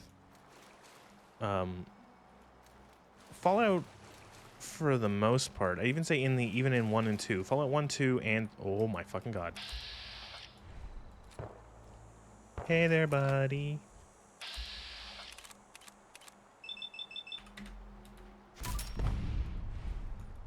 Fallout 1 and 2, and even 3, had a very Art Deco aesthetic.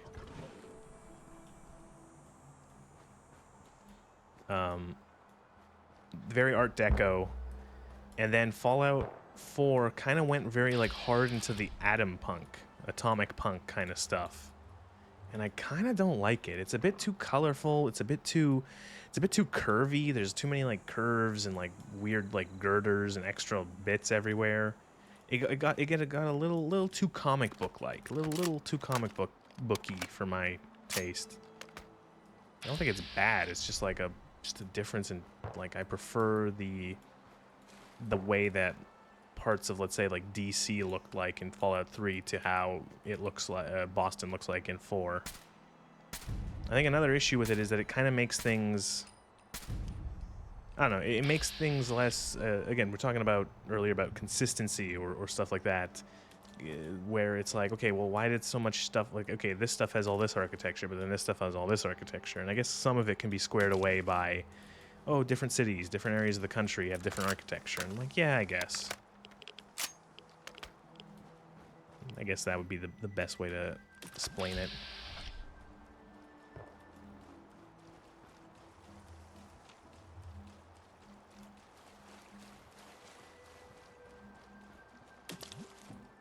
This is the second Swampfolk I've just seen dead.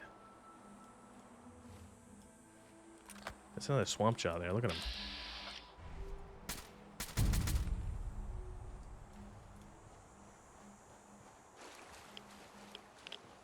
Is that a thing I can go to over there?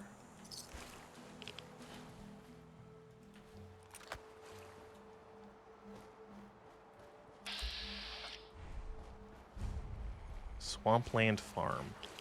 Oh, no, I know what this is. Is this a settlement?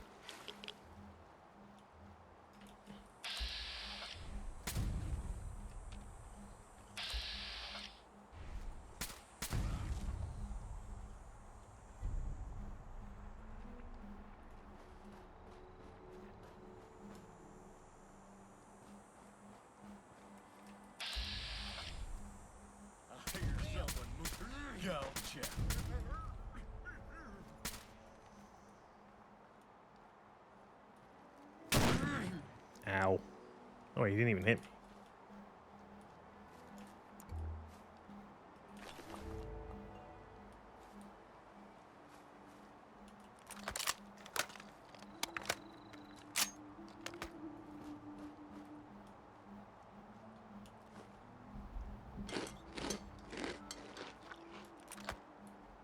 Really gotta remember to mute my phone.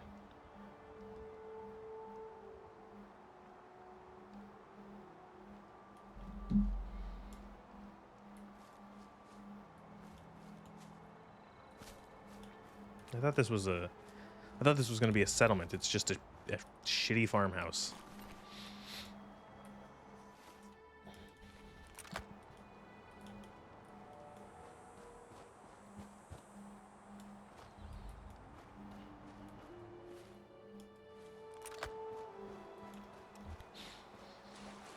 Do you think that Elder Scrolls 6 is going to have settlement building?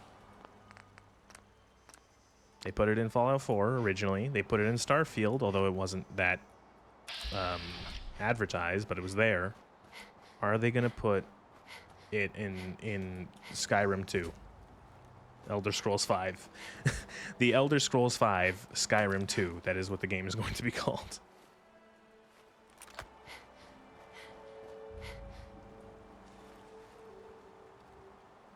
Turtle Dove Detention Camp. Warning. Military clearance. Alpha. Trespassers will be shot.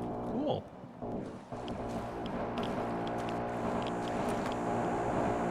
I hear miniguns.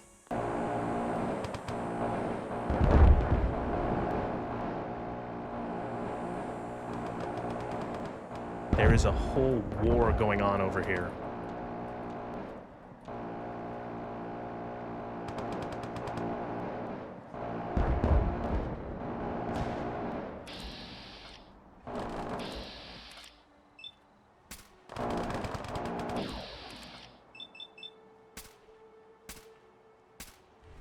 Really?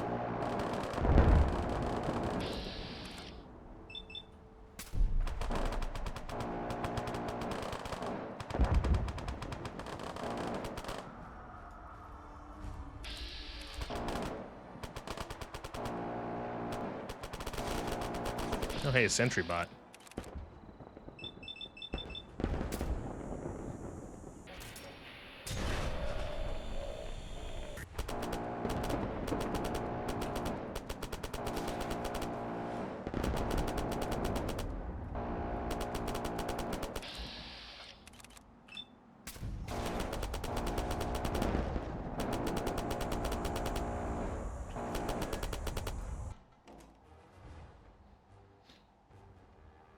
I was seen.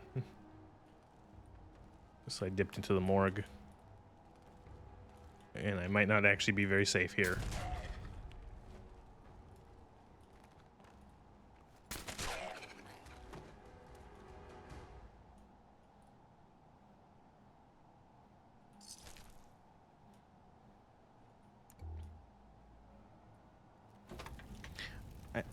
If they can fix the practical and learning curve bugs with building and what they did in Starfield, it would be good. In Skyrim, I wanted to enhance my homes with the game gave me no consented to. I do agree that it could be good. It could be fun. A tradition in Elder Scrolls is finding a place to be your base, essentially. You know, you pick up so much shit over the course of the game that... you know, you pick up so much shit over the course of the game, you have to find some place to store it, you know. Even, like, Some of my favorite mods are for Skyrim are the collection mods. The stuff like fuck, what are they called? Legacy of the Dragonborn, where you essentially have a whole museum and you have to essentially fill it with one of every item in the game. And that's kind of fun for like someone who enjoys a bit of a collectathon, bit of a hoardathon. So I think that it could work, having a sort of base building thing in the Elder Scrolls, but I think they do have to work on it. One thing I would like to see is, I don't know, maybe finding a way so that we don't have to collect a bunch of junk to build a base, you know, like the thing of just like constantly, you know, playing through this game, and it's not as bad now since I've picked up a bunch of shit, but of like looking around and being, and sort of like zooming in, it's like, okay, does this have glue? Does this have adhesives? Does this have screws? Oh, it's a desk fan. I gotta pick up every single desk fan I find in the Wasteland.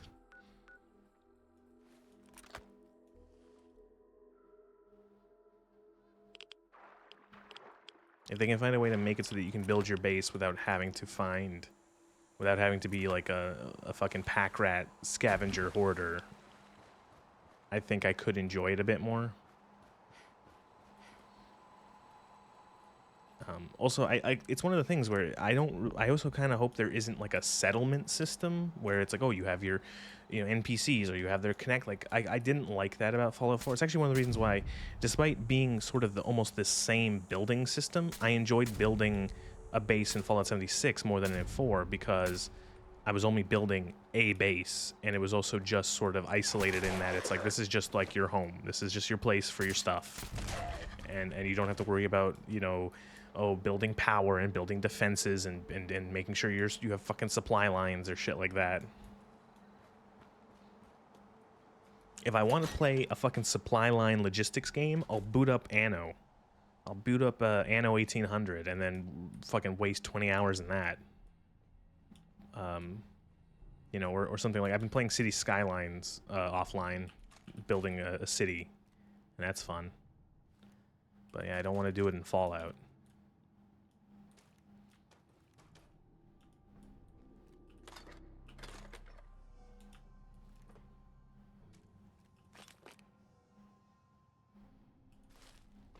You played what for 20 minutes?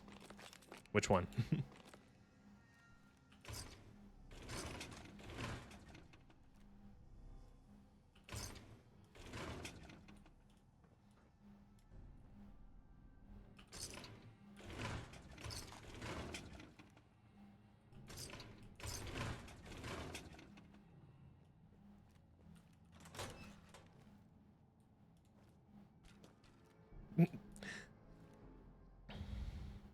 City Skyline, the only city builder I liked was SimCity.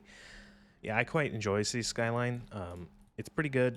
I played it for several hours over the last week, like a lot.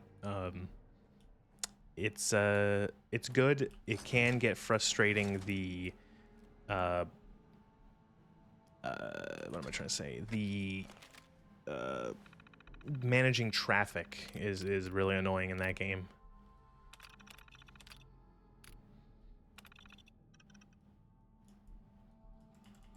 Oh no.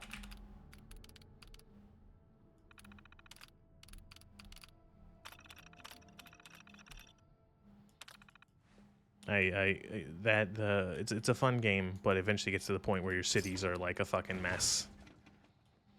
When I on the city I'm building right now, if I turn on the overlay to show how bad the traffic is on the roads, it's a fucking nightmare.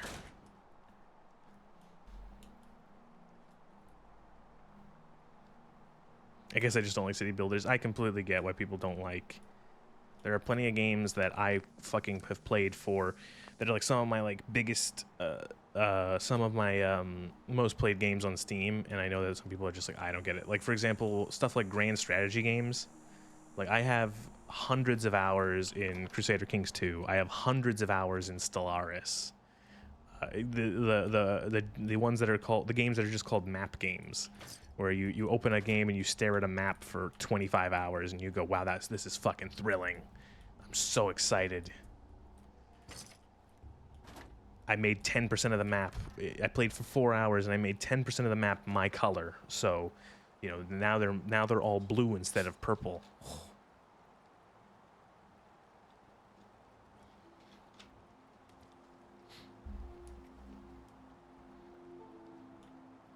It's funny.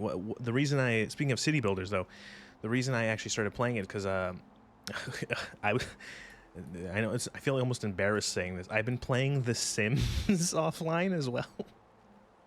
I find that game enjoyable. I've been playing The Sims 4, and I played CK2 or 3 or whatever the last one was, and I always broke anytime I would die. And my widely hated son would inherit everything. See, that's fun though. That's the fun. That's where the fun comes in. I was playing The Sims, and I was playing The Sims 4. Yeah, I quite like The Sims.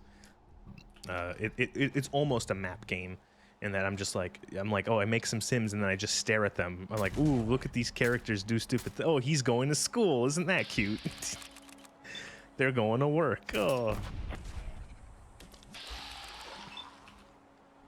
I was never one of those people who I never liked tortured my Sims, and I've only played really Sims 3 and 4. Like those were like Sims 3 was my first introduction to the series, and so I played Sims 3 and 4 a lot, and I liked playing them like legitly. Like I made characters, made like a family or whatever, and I tried to just like have them go through lives, sort of as much as you could. And I didn't like doing stuff like the classic shit that people do in The Sims, where it's like, oh, I've made my I made my Sims go for a swim in the pool, and then I deleted the ladder, and then I watched them drown. You know, or I made like a house that is like 700 different hallways, and they have to make it to the end to get food, or else they die. Like, you know, people who just like play it to play, like, you know, play God and torture these artificial people. You know, and like, no, I tried to play it sort of, I guess you would say, as intended.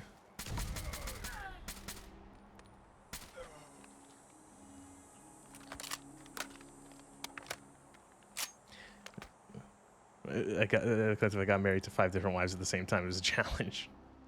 I think there's even like there's a one of the, in Sims 4, your Sims can have like life goals, like aspirations of like what they want to achieve in their life, and there's like by default I think there's 2 different ones for like romance, and one of them is to find like a soulmate, like the classic find the one, you know, sort of thing, but the other one is to just like have it oh shit, I'm choking. The other one is to have as many, to just like woo as many people as possible, to just like have as many romances as possible.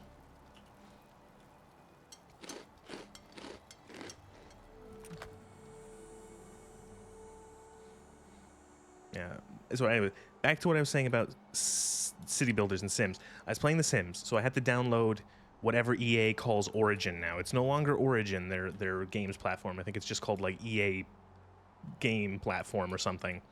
And so I was playing, opening that up, and I went in there and I installed The Sims, and I saw the last SimCity game from 2013, the one that everyone fucking hated because it was like always online and extraordinarily limited, and and the cities are fucking tiny. They're like microscopic. And so I booted that up because I'm like, I have to see how this game is. It had been probably over a decade since I played it. So I installed it. It was very small, and it ran perfectly on a modern-day computer, which was different because I remember at the time my computer wasn't very good, and I had trouble running it with all the fancy stuff up. But I was playing the city builder game, and I'm like, man, this is really bad. I want to play a city builder still, but I don't want to play this because this isn't very fun. It's so limited. And so I reinstalled City Skyline, and I've been playing that like crazy.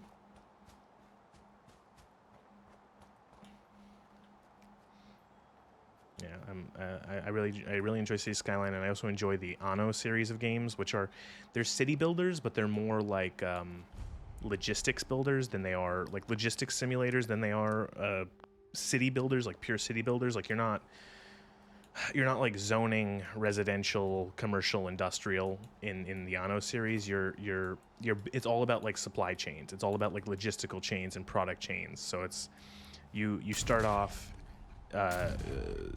you know, Anno, for example, Anno 1800 is obviously taking place in sort of like an 1800-esque time setting with like industrial dawn of like the Industrial Revolution.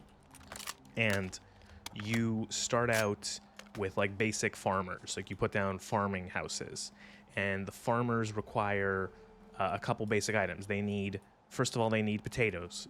They need fish to eat. So you have to build fisheries, and the fisheries are easy. They just take the fish and take it to market. Okay, simple enough. Then they also need schnapps. They want schnapps, and so to make schnapps, you have to make potato farms, and then you have to take the potatoes to a schnapps distillery, and then they are delivered to market, the schnapps. Then they also need services. They need a pub. They need a tavern. And so you have to build a tavern, and you have to make sure that there's enough taverns to cover all the farmers. And then they need clothing, and so you need to then make farms you need farms to farm sheep to get wool, and then the wool has to be taken to a clothing factory and then made into clothing.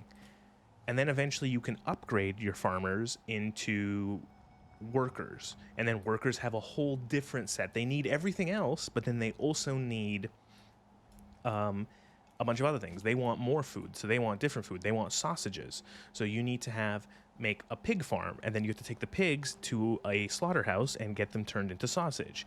They also want beer, and so beer is is like your first sort of more complex thing. You need to have wheat fields. You also have to have hop fields, so you have to be growing hops and wheat at two different places, and then you have to get both the wheat and the hops to a brewery to make beer, and then so far and it keeps going up and up and up, and then you constantly make new you have new things where you need the wheat beer. So I loved wheat beer. I don't drink anymore, but I fucking loved wheat beers. Wheat beers were like some of my favorite shit. Won't stand for the slander of wheat beers. I like them. They often tasted like bananas, and they were so good. I loved wheat beers so much. They were cloudy and this beautiful sort of like golden yellow, very much like a banana. I loved wheat beers. But you do all these supply chains, and so it just keeps getting crazier and crazier and crazier in terms of the stuff you need and the supply chains. And so eventually it comes to the point where you had to go to the New World, and in the New World, you had to fucking get. So, for example, the New World had supplies that you couldn't get in the Old World. It had things, so in the New World, you could grow tobacco. You could grow coffee. You could grow coffee. You could grow tobacco. You could grow coffee. You could grow chocolate, cocoa beans. And so these people, you would need to then send ships from the Old World to the New World to get your stuff, and you either finished products or like parts. You'd have to bring like tobacco back from the Old World to the New World to then make into cigars or all these things, and you would end up with these supply chains that were insane. You have to manage all these logistics back and forth and back and forth and back and forth to make sure that all your citizens have all the stuff they need. And it gets to the point where it ends up just becoming a massive fucking pile of spaghetti in my hands, and but I have a ton of it. Well, yeah, that's the logic in the game, is that there's only certain places where you can grow certain substances. So you can't just take the coffee beans from the Old World and you have to grow them in the Old World. You have to grow them in the specific, like the specific climate of the Old or the New World in that game. And then there's like a whole bunch of shit. There's like, and the DLCs added to that game added like a whole bunch of other shit. So for example, there was the Arctic DLC or the Expedition DLC, where you had to find a lost expedition, kind of like the Franklin expedition in real life. And you have to find this lost expedition, and you unlock zeppelins or blimps or dirigibles. I don't remember what the game calls them, but you unlock airships. That's what they call them. They call them airships. You unlock airships, and airships can't carry as much cargo as regular ships, but they go much, much faster. And so, and then you also unlock gas, like natural gas from the Arctic, which you can then use to make power plants. And that was another thing. You eventually had to electrify certain things. Buildings, you had to fucking build electricity generators, and you had to supply them with coal or gas, and certain buildings wouldn't function without electricity, like the higher level manufacturing. Oh my god, the supply chains were nuts in that game. And eventually got to the point where I'm like, okay, I'm done. I'm done. All these fucking people want too much shit. I'm tired of supplying it to them. Hark. Who goes there? He said hark. Who lingers at the threshold of transcendence? What's this? A humble traveler. I don't know why the voice got really quiet. Awakened minds? Truly, this is a glorious day. You are from far away, and must be strong indeed to have traveled this far. But strength is nothing without the guidance of the enlightened mind. If you seek entry, you must be prepared to expand your consciousness. You must prove yourself worthy to transcend. Sure. You may not be so brave when you face the ritual of the Mother Seed. Stronger souls than you have attempted it and lost their minds. Venture west to the Great Bog, and within you shall find the mother of all punga fruit. She stands taller than a man, and her vines guide our future. Collect her seeds and kneel before her wisdom. Only then will you be ready to enter these sacred halls. Oh, if I had... if I had $1 for every time a game made me do a drug trip, I'd have a lot of dollars. I'd have a lot. So many games have you do the fucking drug trip.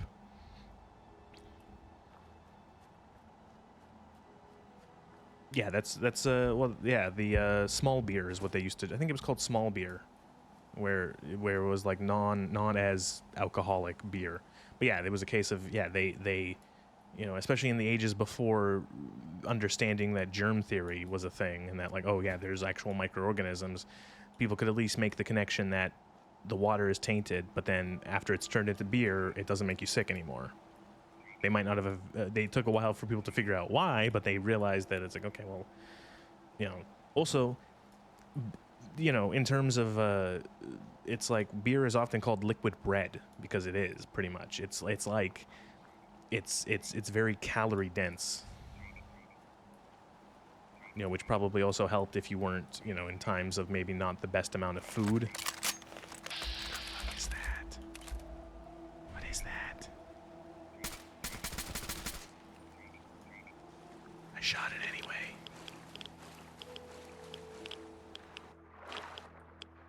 Rat toad. Ugh. I remember I took a class in something, I think in college, uni, something. I took a class about something. I don't remember what it was called. It was England something. I don't know. Something about medieval. I don't know if it was England particular, or not medieval, but like industrial era, like England. Keep wanting to say England. I know I took an England class. I might be confusing the two, but I remember we did talk about something about how it's like, yeah, beer. It's like beer was safe to drink, and so that's why people drank so much of it.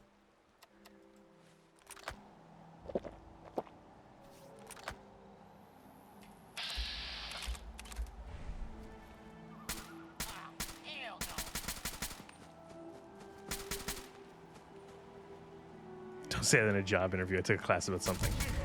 You know what it was? I took history in university, and it got to the point where it's like there was a lot of classes that covered very similar things. They were like their own specific thing, but there was overlap, and so class A and class B kind of just get mixed up in my memory.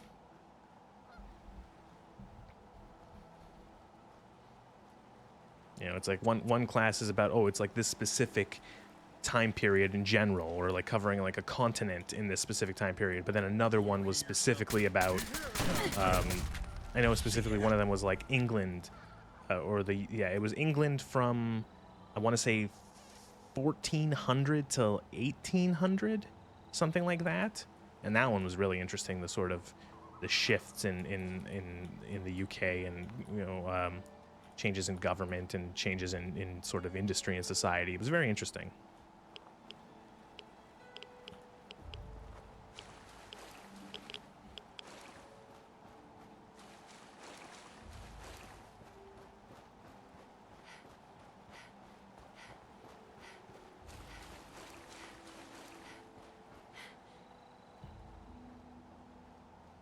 I remember being really, really, really salty about university, about taking a history class, is that, about taking history courses, is that the other campus of my university had much better history courses, a much better selection of history courses than the campus I was at. And it always pissed me off come the time to choose classes, where I'd be going through and I'd be seeing like all these classes, and I'm like, yo, all these classes sound great. This is all the sort of shit I want to learn. And then it's like, oh, by the way, this isn't actually available in your campus. It's in the campus in the city that's 40 minutes away from where you are. And it's like, oh. Okay.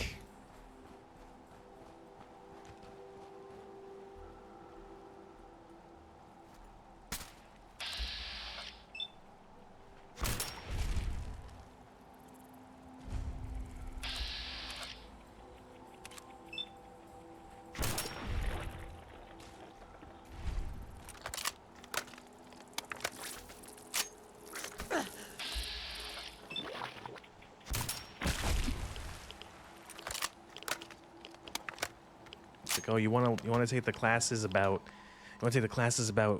oh, Roman Empire at its peak. You want to take the classes about Rome at its peak. What else was there? There was like World War II, battles of World War II, fucking like all these things that are like the classic shit that I loved as like a kid to learn about. And then now that I'm an adult, I can take them in university and get like a whole big class about it. You're at the wrong campus. Get fucked.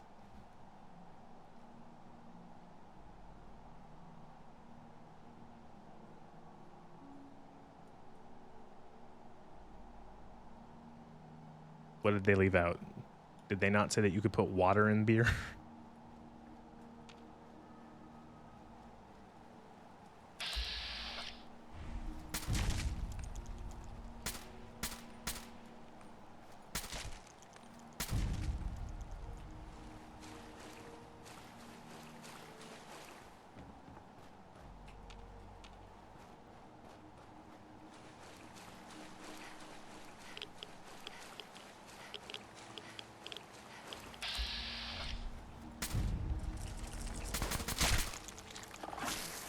Oh, what the fuck is that? Oh, it's a Swampfolk. It's just a fucking Mirelurk king.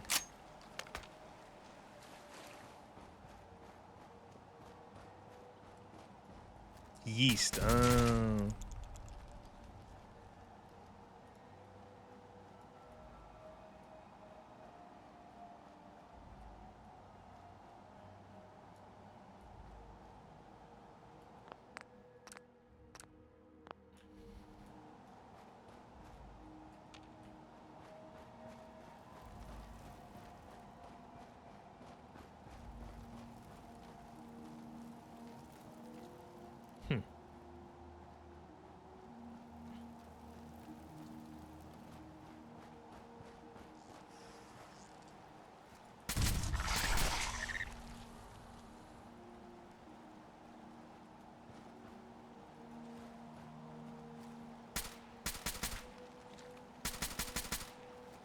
That thing, these hitboxes on these fucking Mirelurks are wild.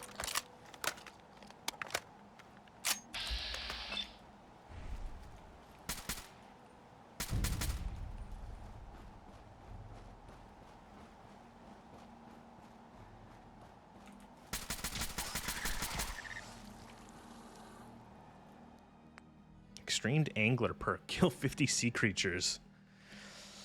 Cool.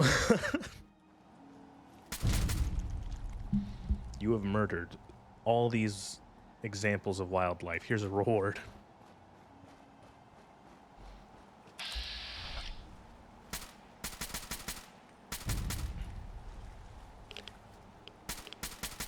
Like, I see an enemy, I'm just shooting wildly in the direction of it. Which is good for my ammo supply, certainly.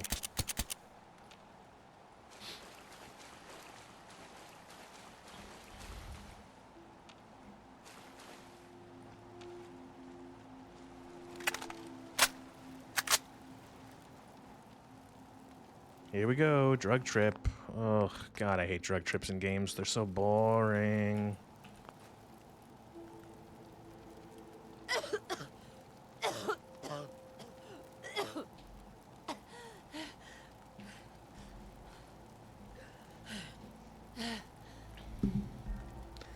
Listen, I don't even want to go on a drug trip in real life. Why would I want to do it in the game? Come on now. No giving up just yet. You found a Swampfolk limited edition bobblehead. The inscription on the base reads, Tisk Tisk. Walked right into another trap. Exactly how stupid are you?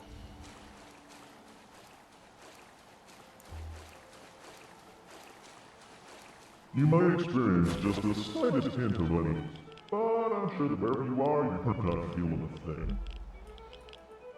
Swampfolk limited edition bobblehead. The inscription on the base reads, this is one situation you're not going to be able to fight your way out of. This music better not be copywritten. What a messy mind you've got here. I'll see if I can't tidy it up. Keep it up. You're probably almost there. Wherever there may be, probably no one. Oh yeah, the giant saw.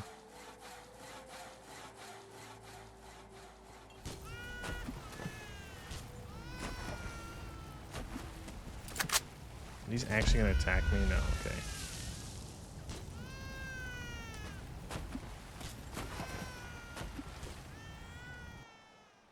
Description reads, isn't it funny how everything you get close to ends up leaving? Wow. Harsh. You're doing well. Quite well indeed. Most initiates never make it this far, you know. Description of the base reads, this doesn't look right. Not right at all. Yeah, right. I get it. It's upside down. You get it? It's upside down because it's a drug trip. You get it? Drugs. Drugs are wacky. Been having a rough time, haven't you? Let Daddy patch everything up for you. Every drug in a video game is a hallucinogenic that makes you trip like no tomorrow. My spells looks like that too. I'd abandoned them too. Oh no, it's Nate. Father. Preston Garvey. Elder Maxon. All these characters I haven't actually spoke. Oh no, I killed Desdemona. Oh, it's Kellogg. Dead spouse, life in a post-nuclear wasteland, and not a friend in it. Yeah, you aren't exactly blessed. Congratulations, my dear. You're gonna pull through and everything will be right as rain. Hey there. No, don't get up yet. You'll only hurt yourself. I like how the dream Kellogg's name was just Clog. Clog with a K. So my character's bald and has a horrible scar on their head. I'll spoil it. What happens is that you go into the cave, you take the punga seeds, and you go hallucinogenic tripland, and then the fairy guy, Tobar, comes here and cuts a piece of your brain out because he's a weirdo.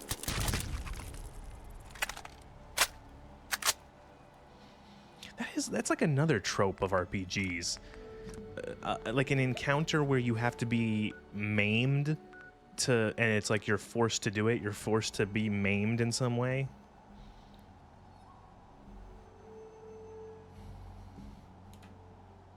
You lose a finger, or like you get like a horrible scar.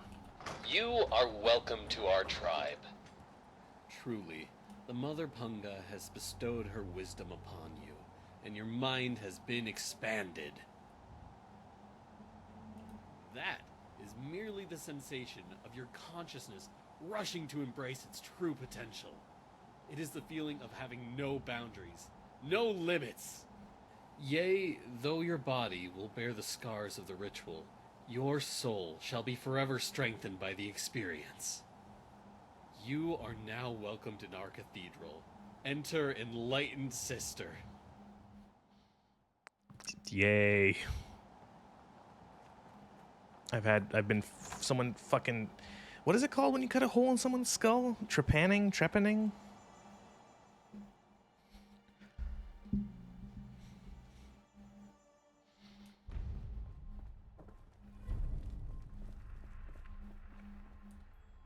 Probably save.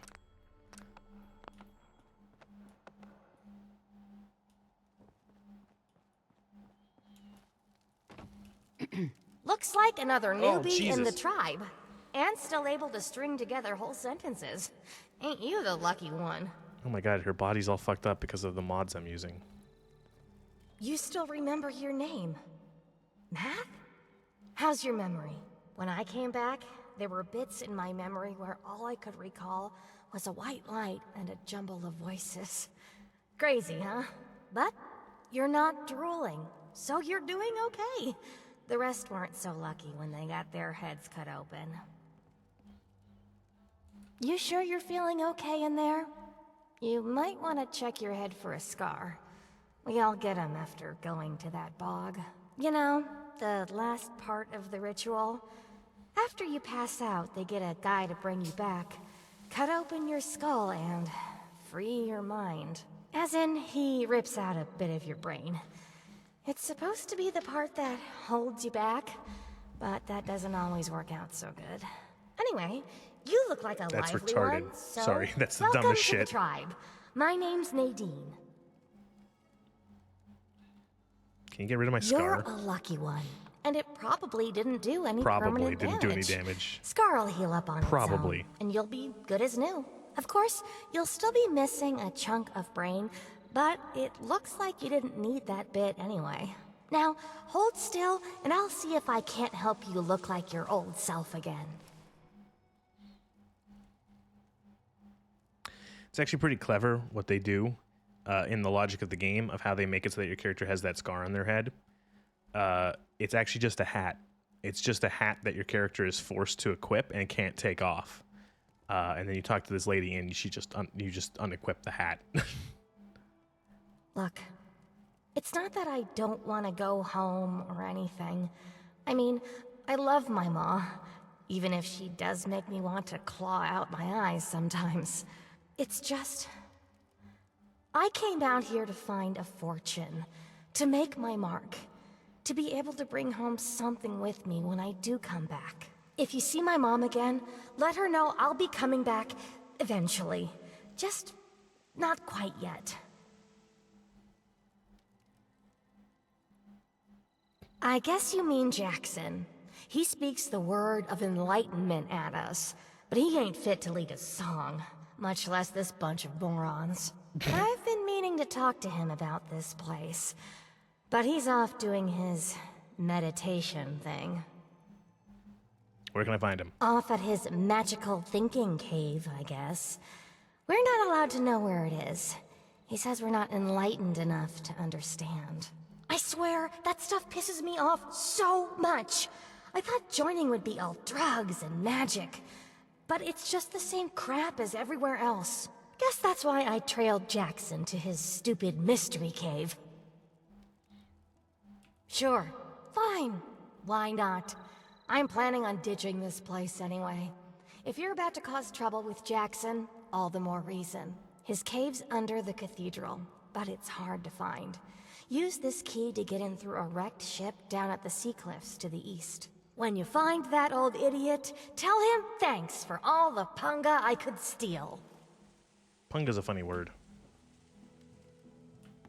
Why is Nadine's body broken? Like, her fucking skin textures are fucked. At least it's...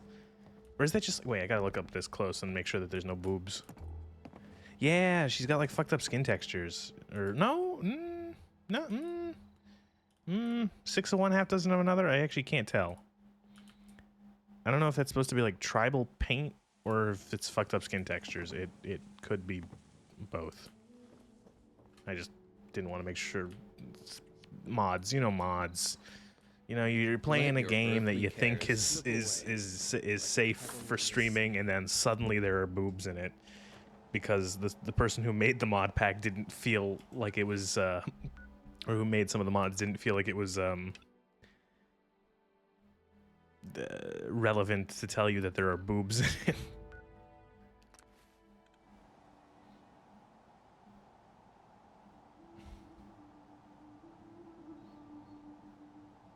Listen, I have nothing against boobs. Like, I modded this character outside of the range of the mod pack to look like, the lighting here kind of sucks, but to look like, well, we'll show you better lighting. I modded this character to look, the body and the fucking armor is it's very boobular. Like, look at this. Like, look at that. You know, but you gotta be covered up, or else Twitch will come and break my kneecaps.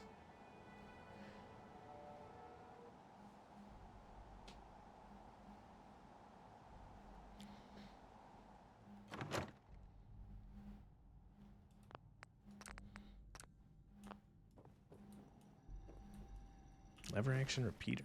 Oh.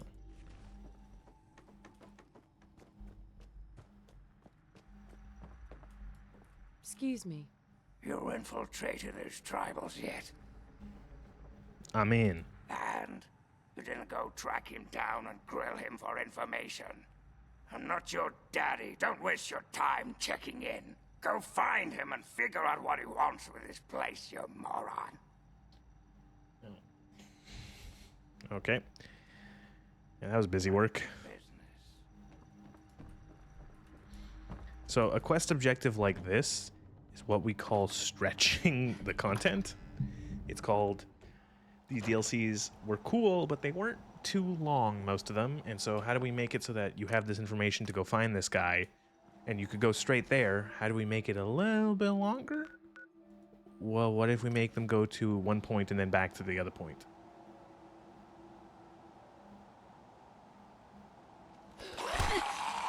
What if we make it so that you get attacked by ghouls in a loading screen?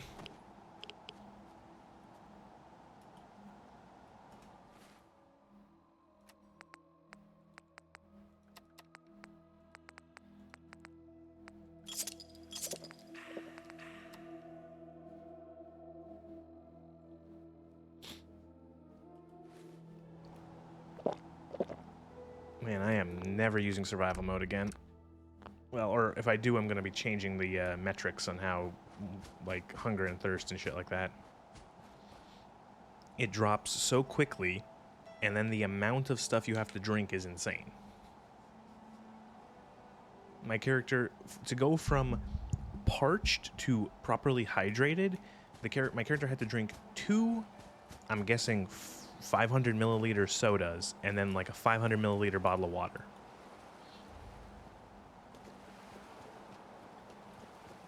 Made the drink, you know, I'm gonna guess, like, say more accurately, upwards of, you know, a liter to 1.5 liters.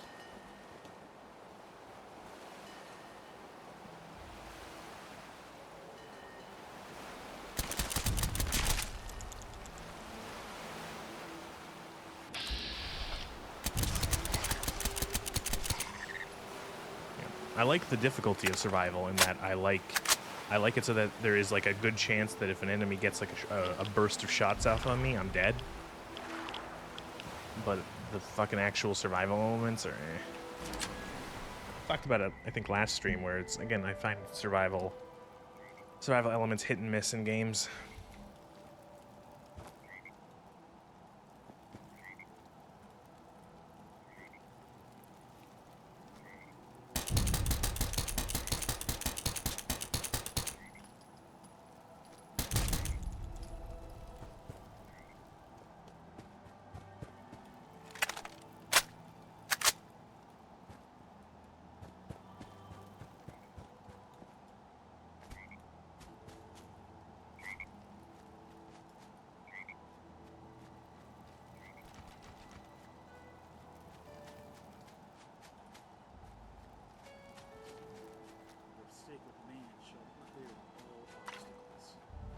No longer shall its mystical powers be diminished.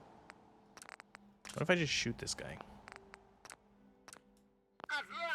No.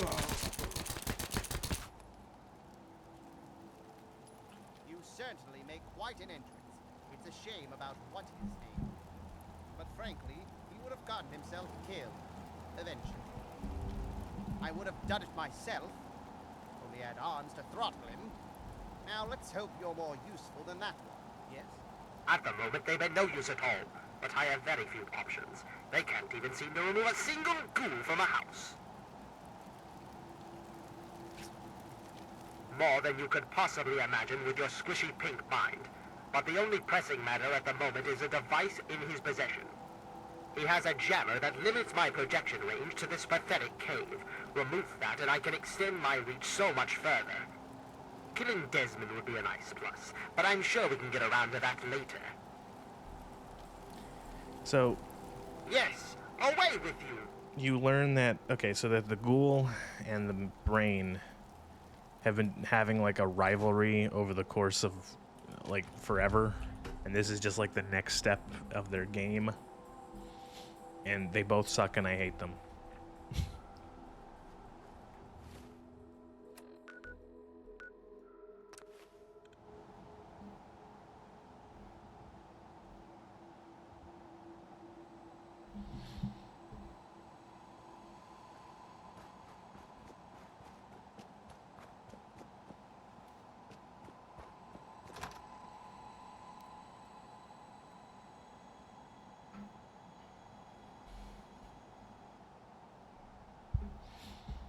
It's a battle between two assholes, and I don't like either of them.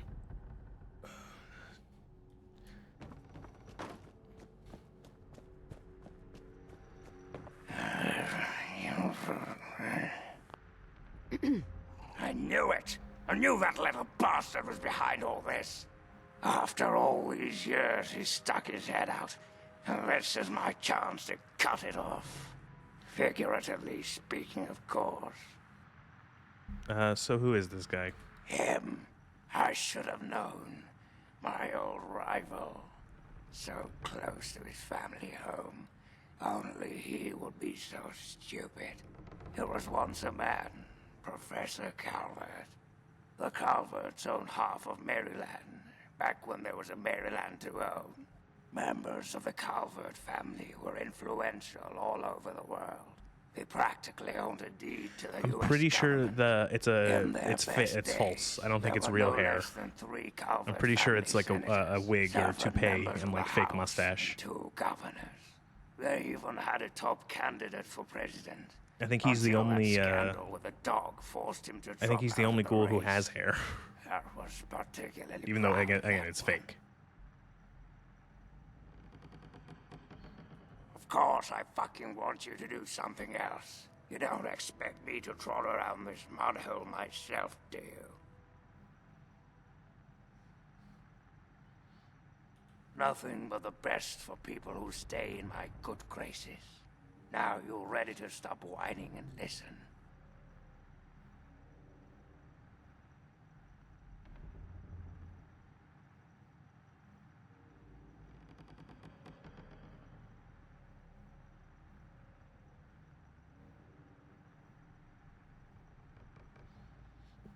Oh, I can't wait to hear this.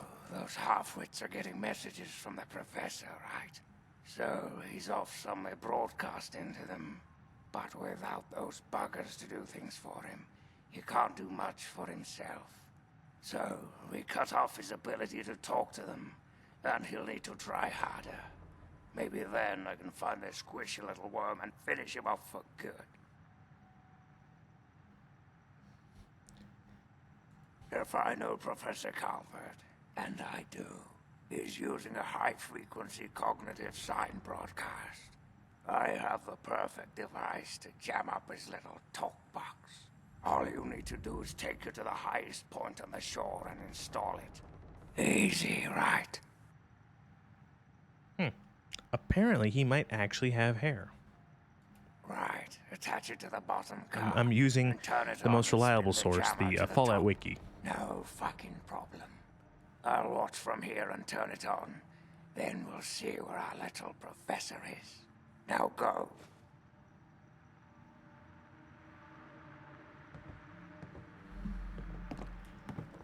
I looked it up. Apparently there's like a handful of ghouls across the games that have some sort of hair. One of them is a wig, and then I think another one, like I think it said like Raul from New Vegas has hair of some sort. He has like facial hair. Again, I wouldn't know because I didn't even know Raul existed as a companion for the longest time because I just never found him.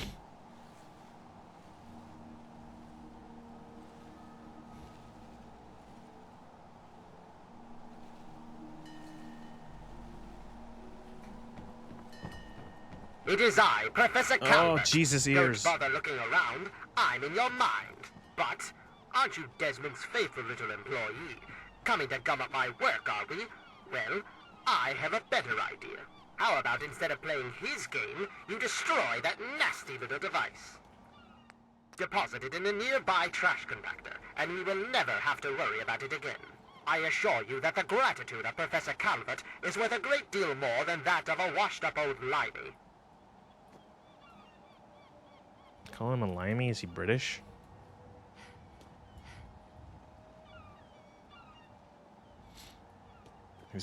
I know people like Raoul. Again, it's weird. It's like I don't care for, in games like this, I don't care for companion characters. If the game isn't like a party RPG, I kind of don't care. Oh.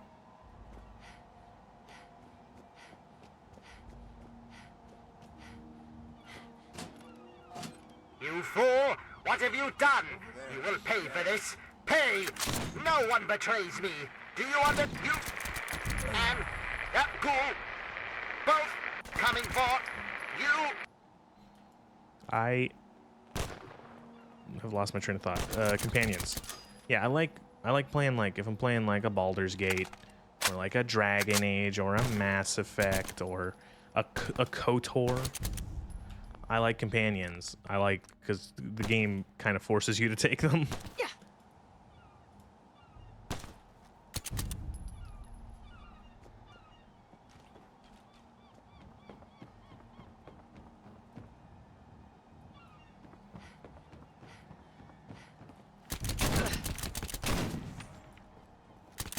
Whoa, whoa. Lol.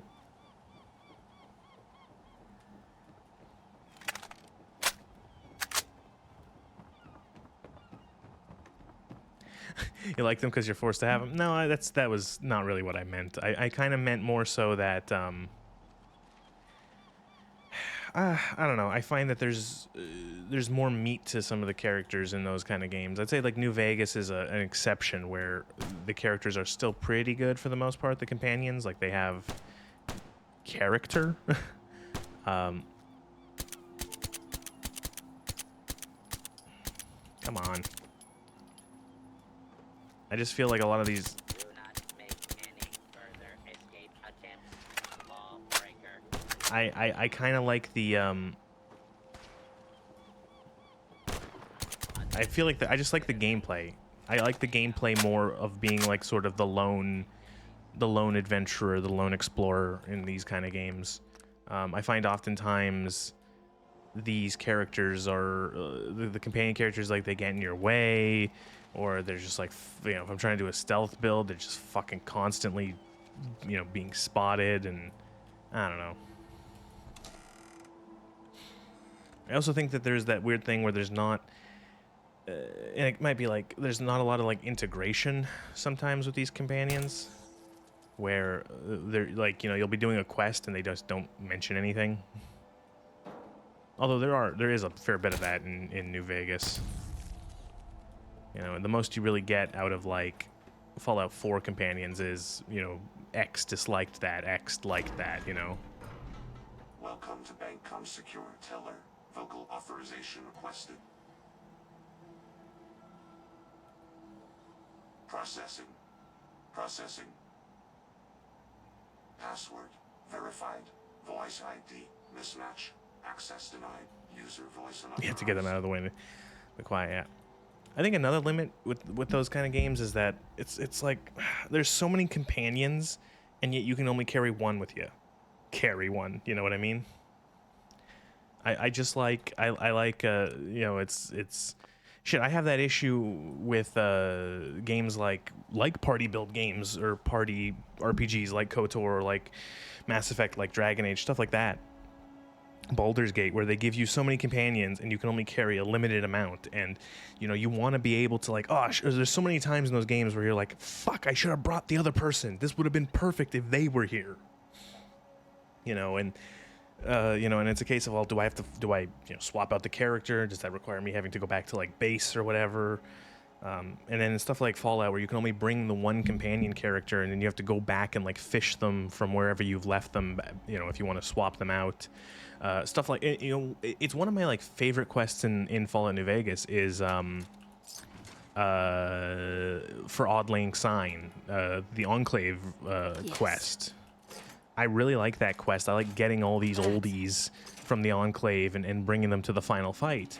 But to get it to activate, you have to have Ganon with you and bring him to, I think it's 4 or 5 different, you have to get like 4 or 5 different points with him by bringing him to certain areas or having him react to certain events across the Wasteland.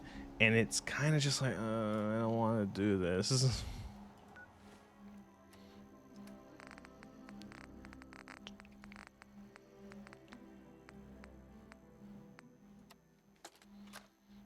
I hate all companions in Starfield except Andrea. The password? Buttercup. Why? Processing. Processing.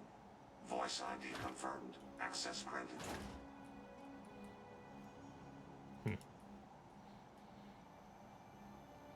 Yeah, I heard that the companions in Starfield were less than stellar.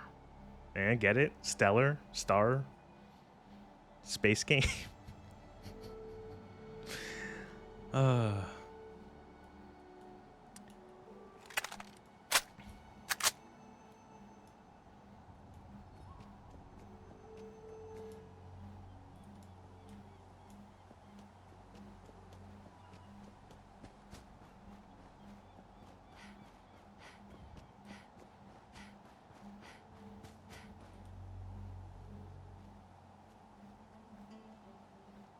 I remember reading that I think it was that two of the companion characters in Starfield were originally the voice actors were going to be, Bethesda was going to make the same mistake they made with Fallout 4, which was giving the protagonist a voice. And that two of the VAs for the companion characters were originally the protagonist voice actors until they swatched them. They swapped that out and instead gave them these companion characters as their roles. It's one of those things. I haven't actually looked it up. I'm going to look it up right now, but Starfield Sam. The one guy, I've seen it just from, I haven't played the game, but I've watched a video about the game. The fucking guy. It is fucking him. The one companion character, I'm pretty sure. Sam Coe. It was so distracting in the fucking watching the like the reviews about this game and stuff like that. Whenever I heard the character Sam speak, because I'm like, motherfucker, that's just, what's his name?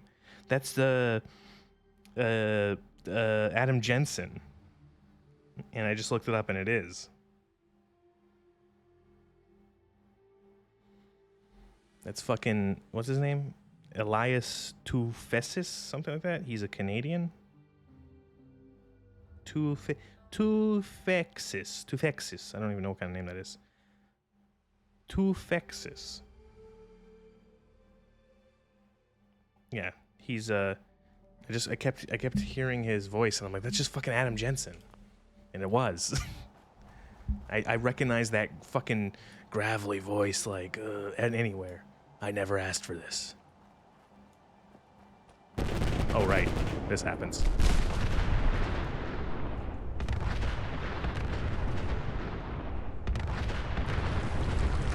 The fucking mansion explodes.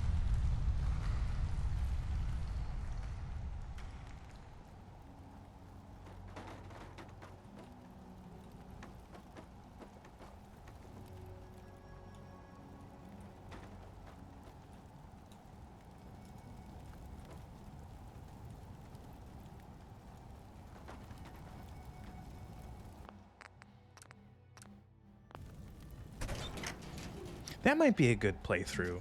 Maybe I do some. Maybe I do. I haven't played it in so long. Deus Ex: Human Revolution. God, that could be good. I don't even know if I have it on Steam. That's a good game. Hi. That bastard! That bastard!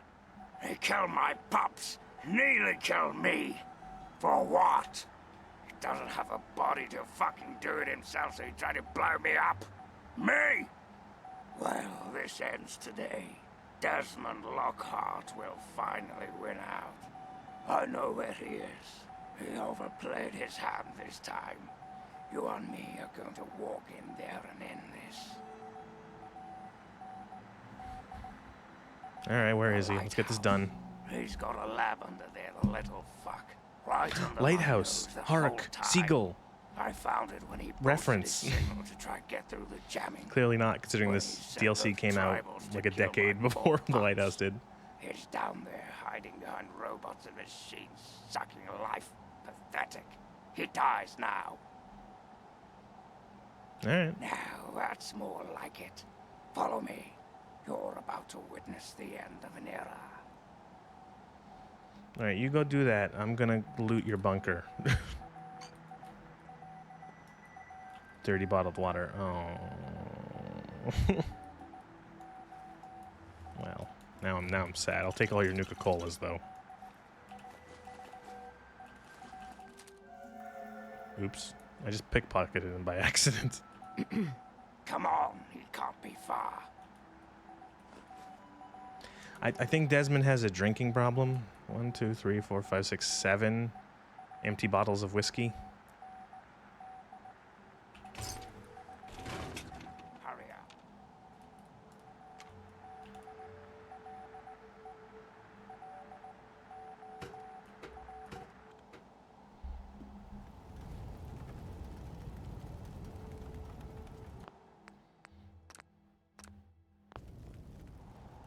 Hey, you know, it didn't take him 5 years to drink those.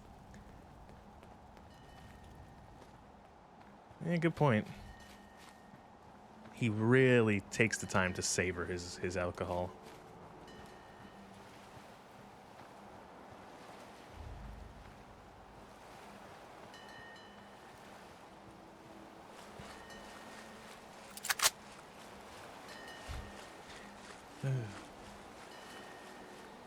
Again, coming back to Fallout and inconsistencies, I think one of the biggest things that is never ever going to be addressed in these games, because it's just one of those things where it's just like, just don't, it breaks too much, is oh, what is with all the fucking LODs all fucked up for this thing? Oh my god. Oh, that's horrid. Why is it like that? The anyway, it's still using the LOD model, or like echo textures over top of the actual like close-up textures. But one of the things that it's never going to be addressed is that it's 200 years since the Great War. There are A, still buildings with stuff in them. B, still what's it called? Still stuff to find. Like, some of these things would have just degraded into dust. Like, you know, you're not gonna find a box of cereal that's still, like, it's still in one piece, you know? Like, a paper box is going to just have fucking disintegrated unless it was kept in pristine condition.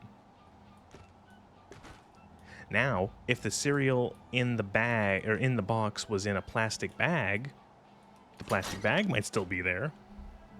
I know they're not meant to represent reality, but it's just one of those things where it kind of clashes. Where you go, wait, what? Oh my god, the LOD! Look at how fucked up the LOD is on the lighthouse. That's so weird.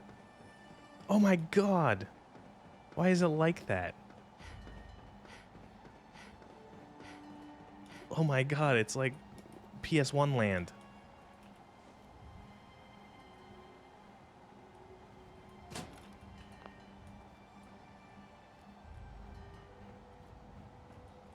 Add your Hark references.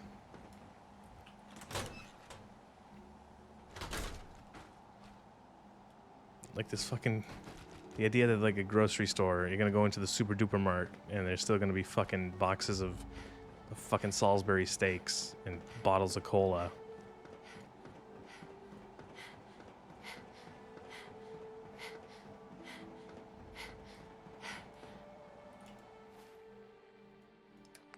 I just think it's not like a fucking criticism of it. I don't particularly like it's more one of those things where it's just like just don't think about it. It's like just don't think about it.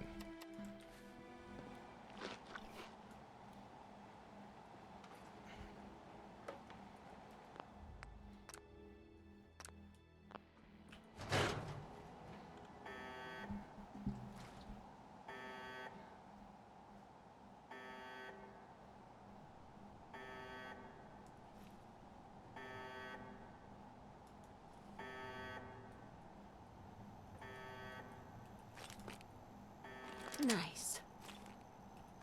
I'm gonna have so many stems. Gatling laser rifle. Is that the original Gatling laser or is that the Fallout 4 Gatling laser? Oh, that's the Fallout 4 one. It's not the Fallout 3 one. Shame.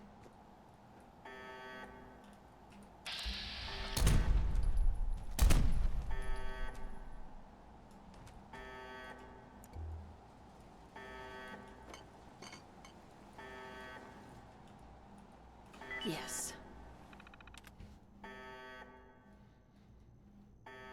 Nope. Did the terminal outload?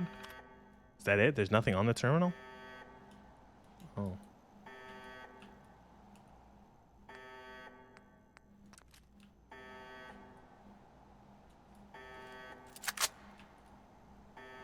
Saint Aben Med and Enter. What's a Med Enter? All robots, activate! Destroy Desmond!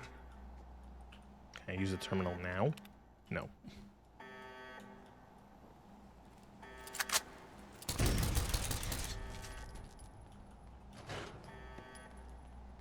Well, if I was using microfusion cells, I'd be very happy.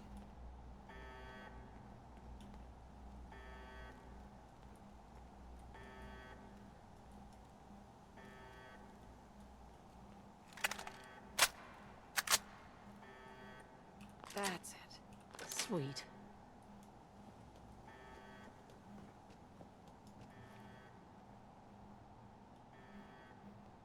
Damn it, trapped. I knew he'd try.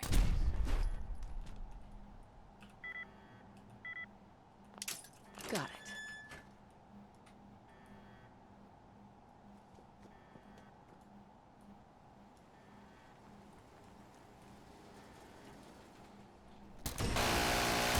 Nope. God, that noise. It's so loud, the turret noise.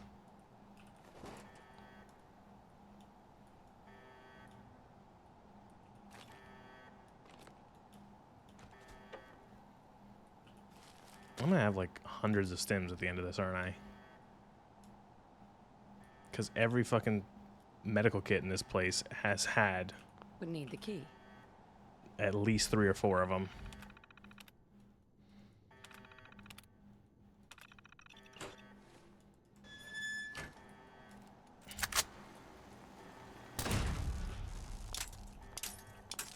Yes.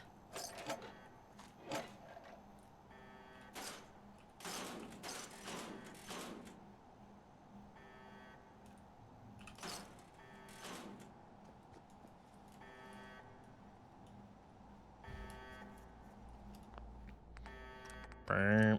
It's fucking klaxon. Oh! Don't have the key.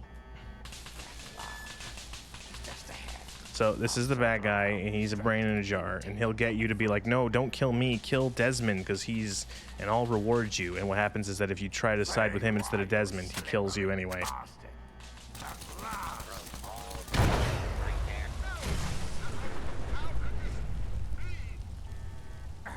That's the way to kill him.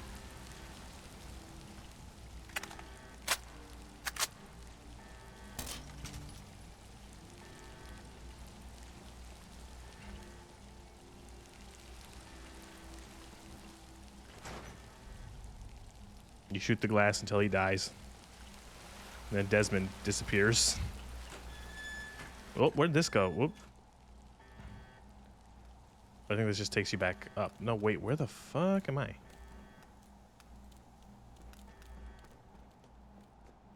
Oh, it does just take you back up. And Desmond has just disappeared.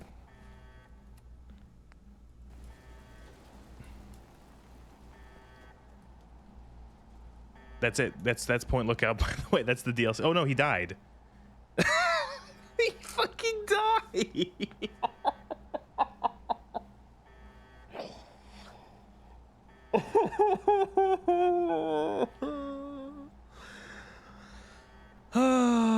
You know, to be fair, I was gonna shoot him anyway.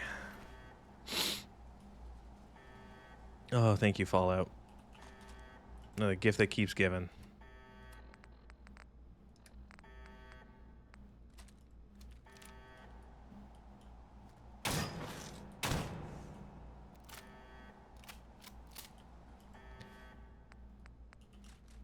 Oh boy, what a fucking ride.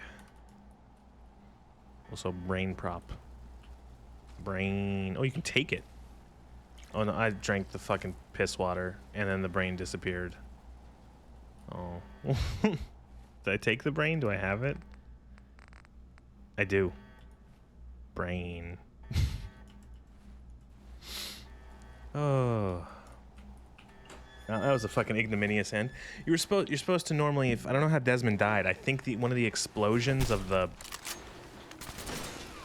explosions from like the protectrons and stuff blowing up when the brain was killed, I think that got him. I think he got caught in that. But normally you're supposed to talk to him and he'll be like, "Oh, fucking finally I got it one over on this bastard. Brr, brr, brr, brr, brr. He's finally done." Boo. And then, you know, he goes off and then he leaves and that's it. But that's not gonna happen because he's fucking dead. And that's Point Lookout. I'm still gonna do some of the other side quests here, but that is its main quest line. Sweet. You get this little room with goodies, including whatever the fuck this is. This looks like a fucking like a hypno gun. Nice.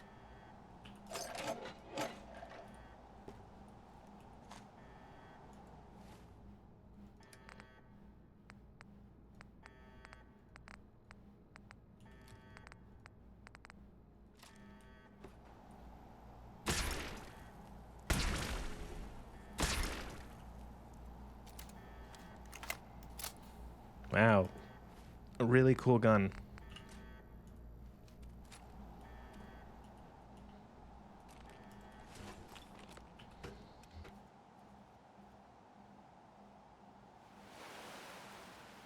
Oh, look at that. Oh, beautiful sunset. It's beautiful.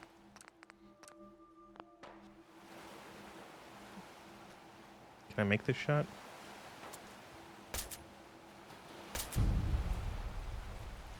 Guess I can.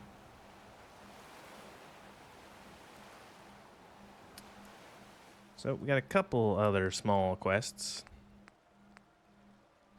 We gotta get book from place. This is where I went earlier and it was boarded up.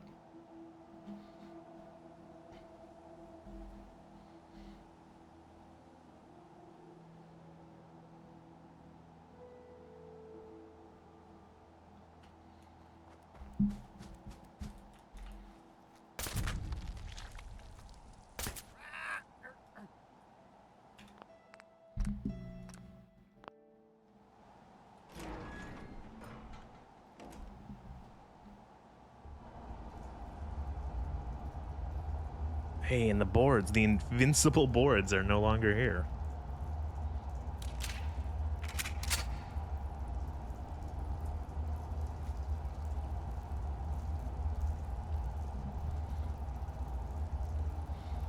I want to see my character because my character is hot, but then I also want to be able to aim better in first person.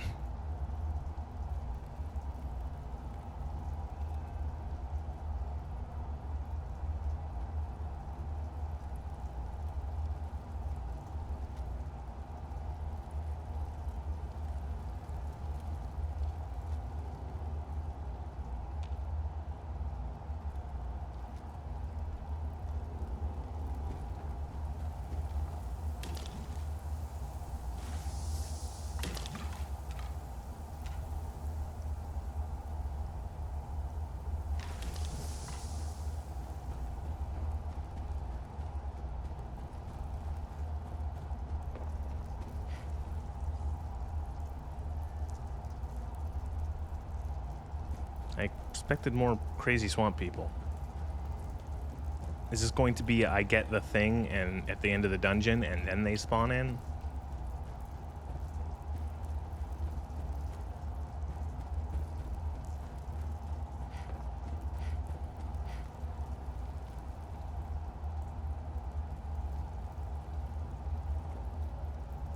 Ooh.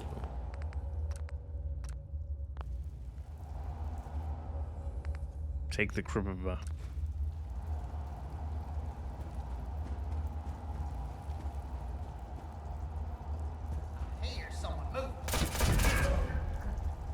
Yep, it was exactly what I said it was. This poor fucker had a BB gun. He was literally gonna try to kill someone with a BB gun. That's a good thing I missed every single one of those shots.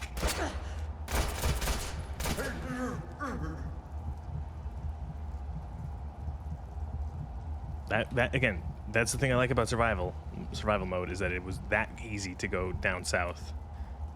Like, that guy got, with 2 shots, took me down to maybe a 1/3 health.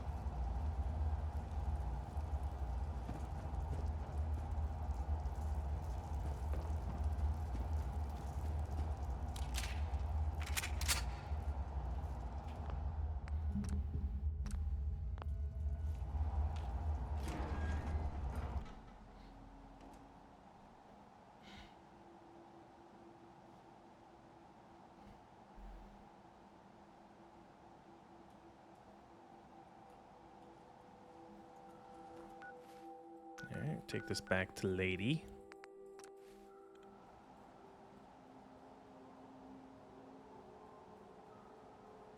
What the hell? You stop! No!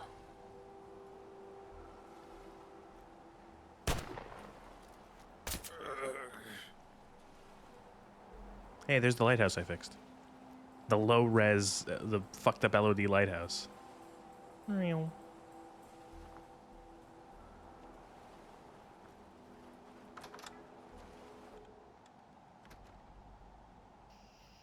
And Marcel is dead.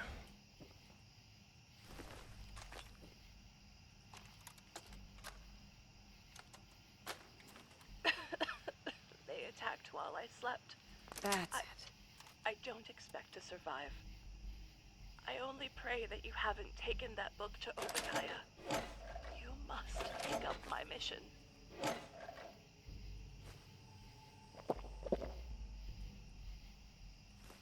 Was there more to that? Was there more to that, Marcella? Oh. Nope. What was that say? Audio stored to device. Oh.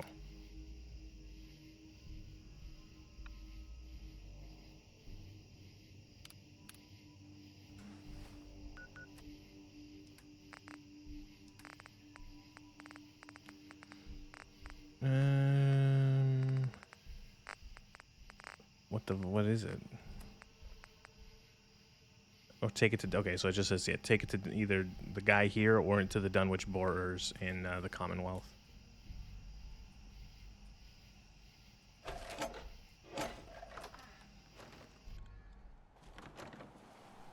Alright, I forgot, we can get revenge on the boatman for cutting open our skull and taking a piece of our brain.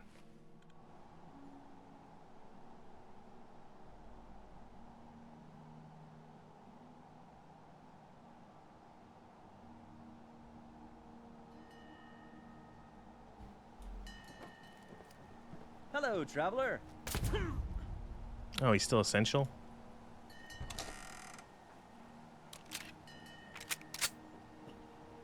Oh, sorry. I think I gotta go back and talk to Nadine then, right?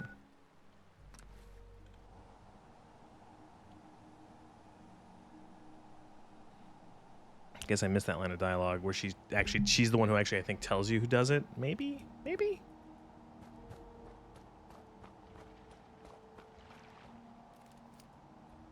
I heard. I forgot I killed their leader.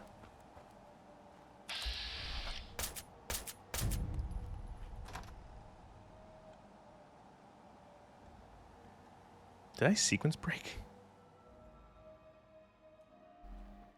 Learn from the punga and accept simplicity.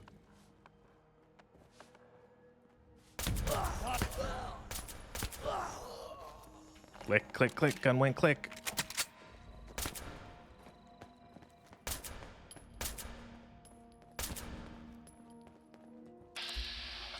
All the named tribals are still not hostile. I guess, did Nadine dip? Was she? No, she's right here still. Hey. Guess we never got a formal introduction, huh? Name's Nadine. I know you're not from around here. So, I went what through this brought dialogue you out already. here? Who cut open It's my head? all a little fuzzy for me, but I've got a hunch. I'm gonna go do some snooping, see what I can figure out. Meet me by the riverboat in a day or so, and maybe I'll have something for you. Okay, yeah, I missed this. Okay, bye. Yeah, enough gabbing. Sleep. Sleep for 27 hours. What? Oh, right, it has to be in like a... You can't sleep for more than 3 hours in a sleeping bag, because that's how it works. And then I think this is only 5 hours, right? Yep.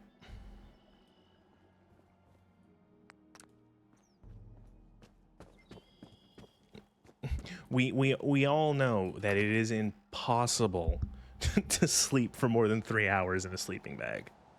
That's why no one goes camping. Because it's just not possible. As soon as you hit 3 hours in a sleeping bag, you're jolted awake.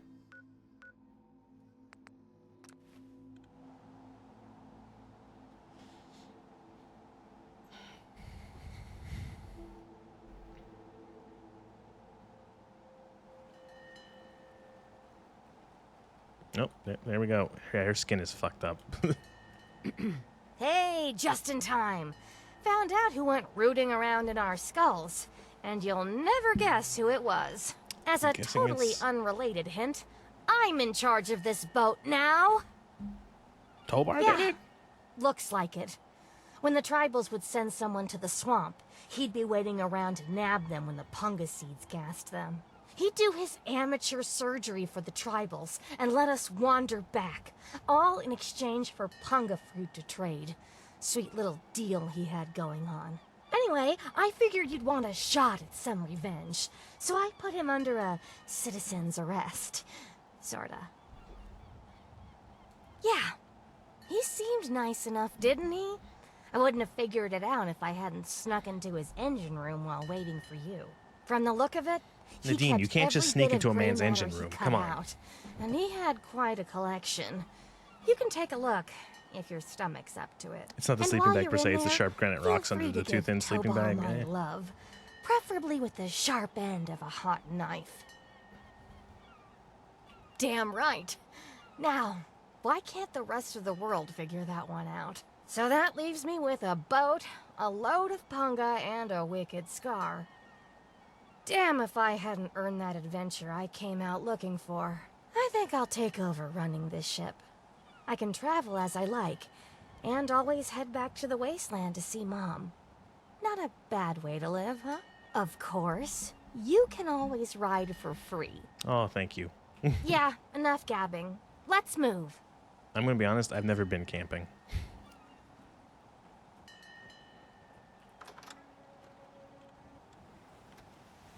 Well, if it isn't my favorite traveler, and oh, what a trip you were on. I'm not gonna listen to this fucking guy gab about, oh, what if I'm a fucking evil man. Look, these are all the pieces of brain he's taken from people. Familiar piece of brain. For some reason, you feel a terrible sense of loss as you look at this familiar lump of gray matter. You receive 10% less damage when hit in the head.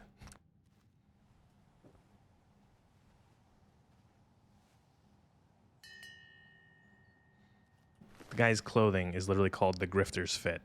Like, clue was in the fucking name.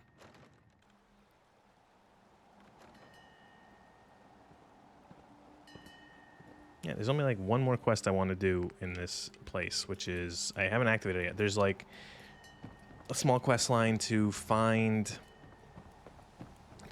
the last mission of a Chinese spy, trying to track her locations down and what she was trying to do.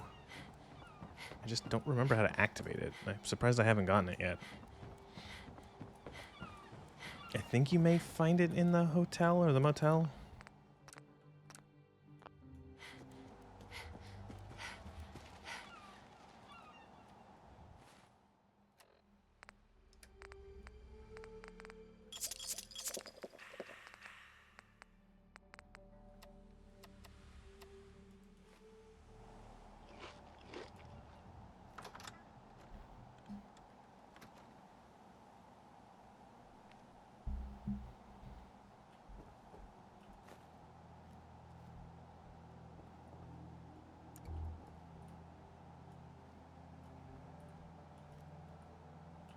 Hotel room keys.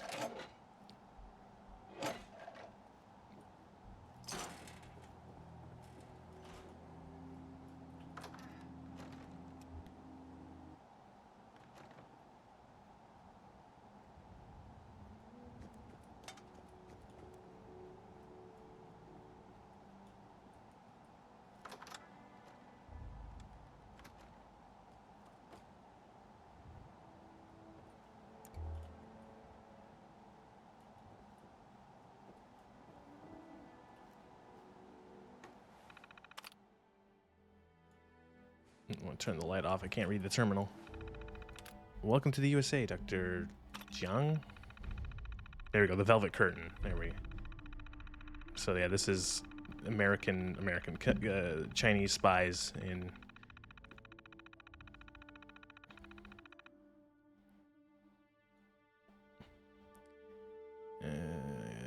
Norfolk, Bleak Gray Mind. Okay, so it's you person playing a double agent, or like a fake defector.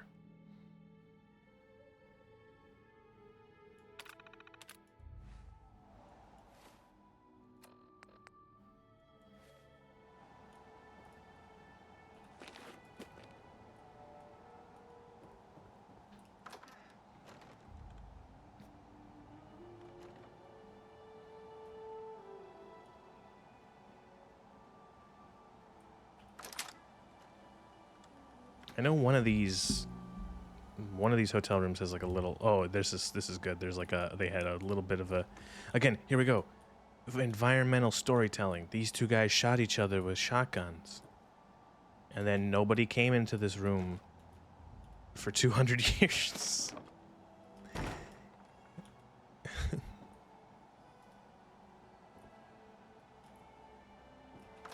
Like, did these people shoot each other to death, like, right before the bombs dropped, that, like, nobody had time to investigate the room?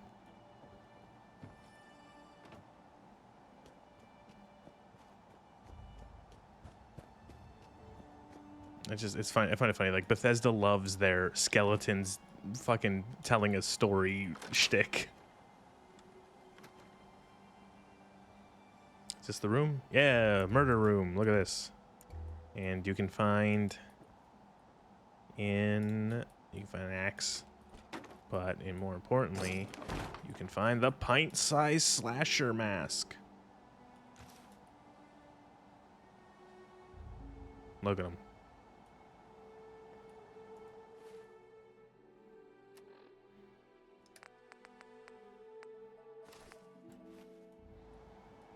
It's a little bit of a nod to the Fallout 3 main story where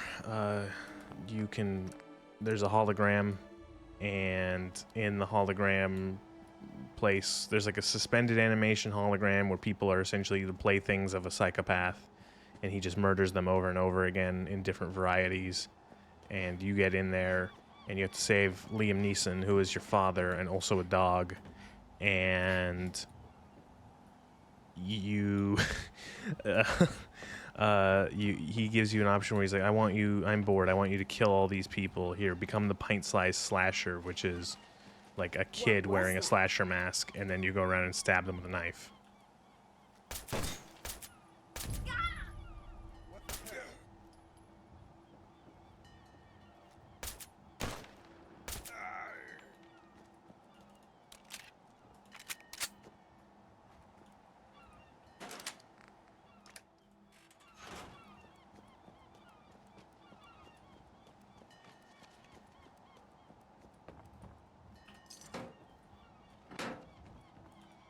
like, again, I know I'm harping on it, but it's just now that I've focused on it and like the whole thing of like, okay, paper cups, paper soda cups have lasted 200 years on the right on the ocean.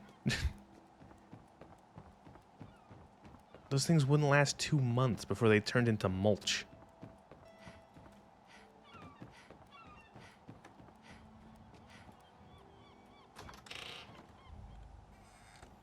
I'm just nitpicking. I don't mean it. It's not serious criticism, but it's just one of those things where it's just like, just don't fucking think of it. It doesn't matter. It doesn't matter. As long as they don't actually fucking try to put, draw attention to it, it doesn't matter.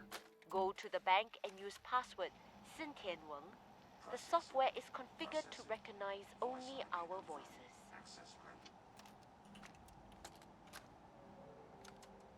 Agent Zhang, as you know, an important Chinese surveillance vessel was lost in American waters. Your mission is to destroy derelict submarine SS-93718 before the Americans can recover and analyze it. The recovery location is included in this dossier, and your cover ensures that the Americans will allow you access to their recovery operation. However, you will need an authorization code to trigger the self-destruct sequence. One of our field operatives in your area, Agent Yang, has these codes hidden in a dental capsule, but her current whereabouts are unknown. Locate and rendezvous with Agent Yang, then destroy the submarine. Report to your safe house for extraction information when the mission is complete. The will of the people protect you, Agent Jiang. Okay, question. We're spies. I'm playing the spy. I am the Chinese spy sent here to destroy a lost surveillance sub. I go to the place, I find the recording giving me the details of my mission. Why is it in English? Why wouldn't they keep it in why wouldn't it be in Mandarin? You know, why wouldn't it be in some fucking Chinese dialect where it would at least be somewhat harder for your average American citizen to, you know,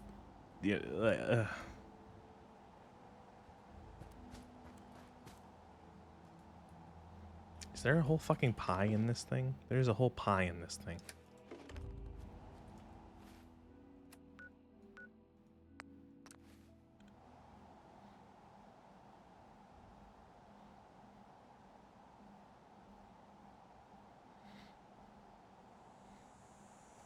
Okay, speaking about nitpicks, maybe not nitpicks, but stuff that I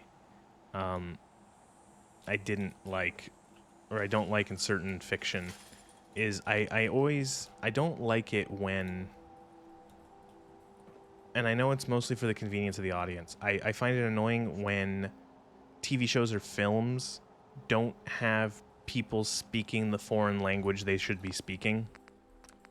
I understand if it's using actors who can't speak the language, but like one of the examples I think of is it's an Amazon series. I think it's like the Tom Clancy. It's a Tom Clancy thing. Jack Ryan. I watched all of it. It's been like 2 years. I don't remember much of it, but I remember that each of the 3 seasons, the first season dealt with like. There was a lot of people from sort of like the sort of Middle East. I think Syria. I think it was Syria, and the characters who were in Syria, they spoke Arabic, and it was just subtitled, which made sense. In the second season, it was in Venezuela, I think.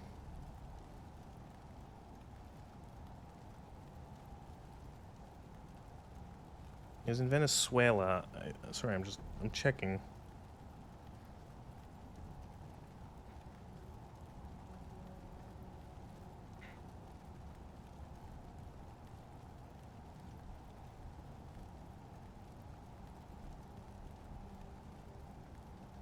Yeah, so it was in Venezuela, the second season, and all the characters that you expected spoke, what you found what's left of Agent Yang. Expecting there's a false tooth, microfilm, subs. Okay, yeah, take that. So yeah, the second season was in Venezuela, and everyone was speaking Spanish. Third season rolls around, and it's taking place in sort of like Eastern Central Europe-ish. I want to say like Russians and Czechs or something like that were like the big players. It's been a while, but there are Russians and Czechs, and it made sense. You could say like, okay, the Russians and the Czechs are together, they're talking together, and they're just speaking English as a like mutually communicable tongue. Fine, fair enough, that's okay. But then it cuts to like a meeting in the fucking Kremlin or something in Moscow where it's all just a bunch of Russians talking and they're speaking English. And I'm like, why? You did this so well. Like in the previous season, they would have all been speaking, if this was like an episode in the previous season, they would have all been speaking Russian and it would have just been subtitled. It was really bizarre to go through that.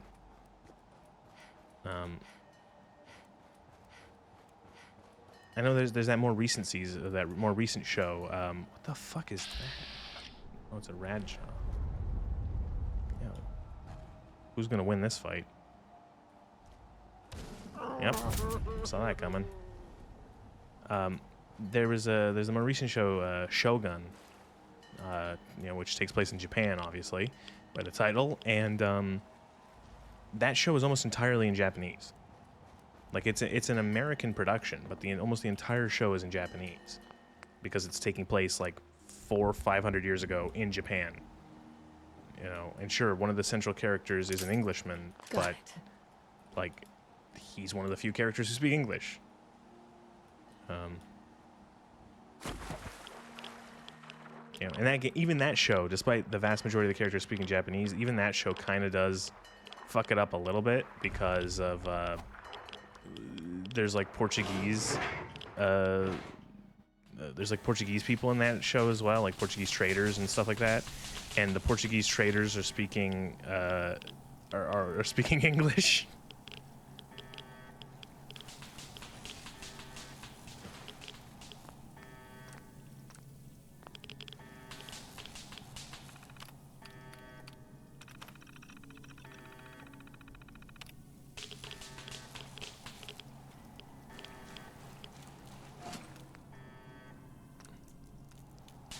Time to leave. Submarine about to explode.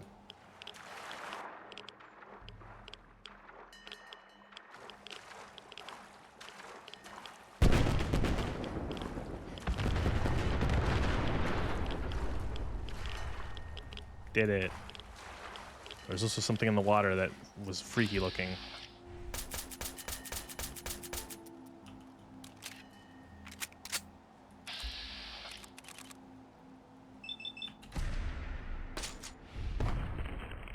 Ew, it was like it was an octopus thing.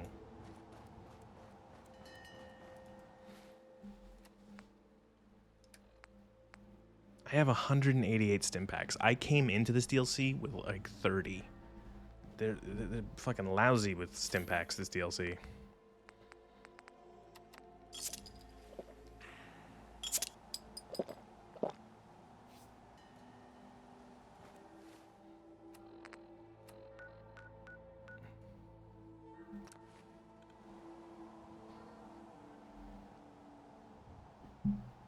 Oh my god, it's been 3 hours already? It's been 3 hours and 15 minutes? It's 12 or 11:30. Okay, we're gonna wrap this up soon. This quest is almost done, and I'm gonna call it. That will be the little field trip to Point Lookout. When I pick up Fallout next, it's gonna be back down the Enclave quest line.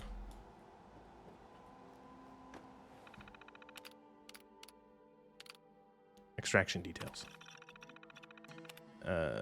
Receive automatic remote positive of mission parameter satisfactory orbital intelligence verifies termination. I like how 200 years later there's still an orbital satellite for the Chinese being able to watch that. I've seen this message and our satellite registered destruction of your objective. Well done. Please report to my personal bunker hidden on the grounds of the Calvert Mansion. Coordinates have been provided with this transmission. Okay. What's this? Cryptochromatic spectacles. Oh yeah, those look fucking cool.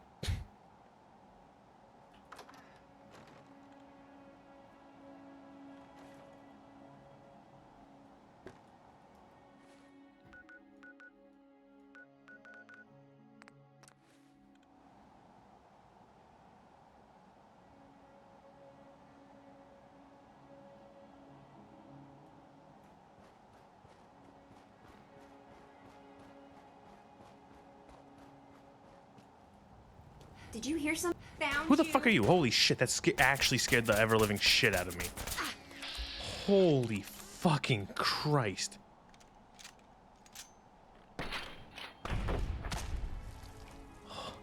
That was like all in my right ear. Just suddenly, did you hear something? And then fucking go.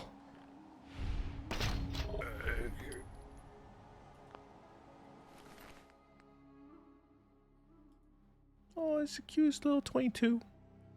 Cutest little Ruger. Holy sh! Oh, that was like the fucking big. This medical kit has 11 stim packs in it.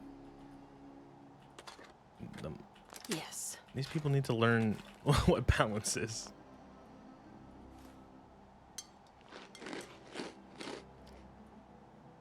Excellent. So the cryptochromatic spectacles are needed to see these lines on these vases, so you know which order. Oh no, wait, what? Oh, I'm guessing there's a code. So 1, 3, 2, 4. No.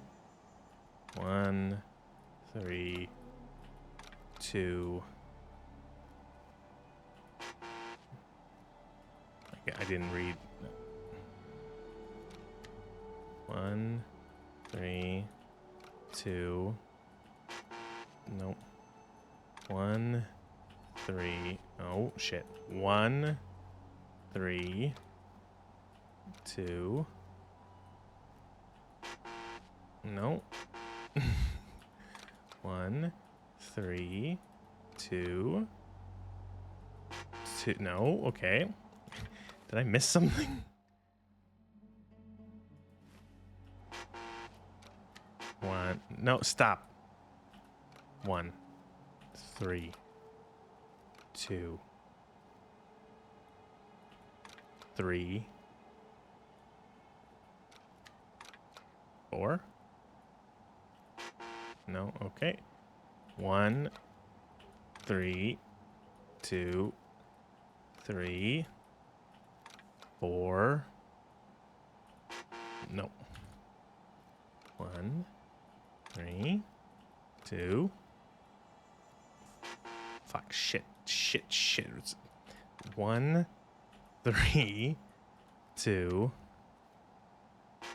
No, shit. Fuck, god damn it.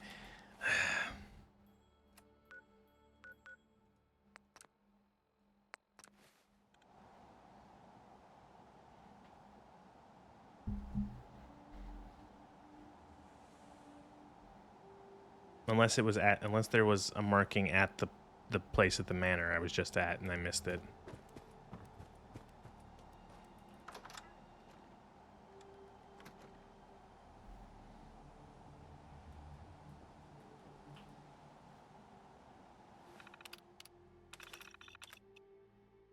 Oh, there we go. Sequence note. I didn't get that the first time.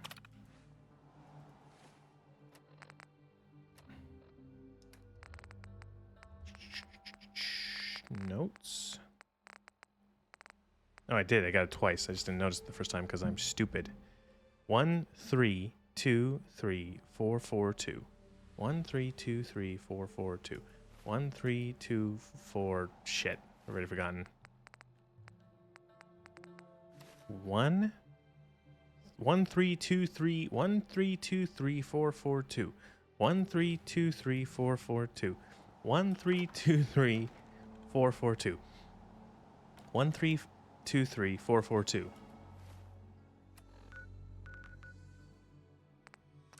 1, 3, 2, 3, 4, 4, 2. 1, 3, 2, 3, 4, 4, 2. 1, 3. 1323442.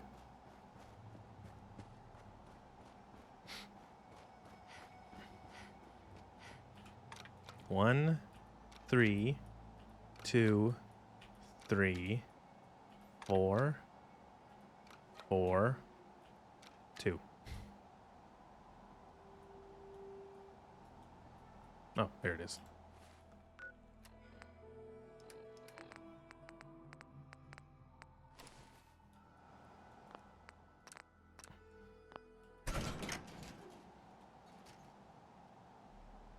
One, 3, 2, 3, 4, 4, 2. 1, 3, 2, 3, 4, 4, 2.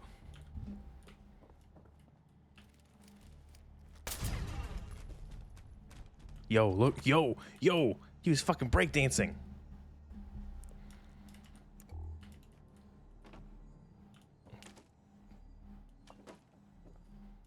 There's a fucking pile of ammo I can't be bothered to go through.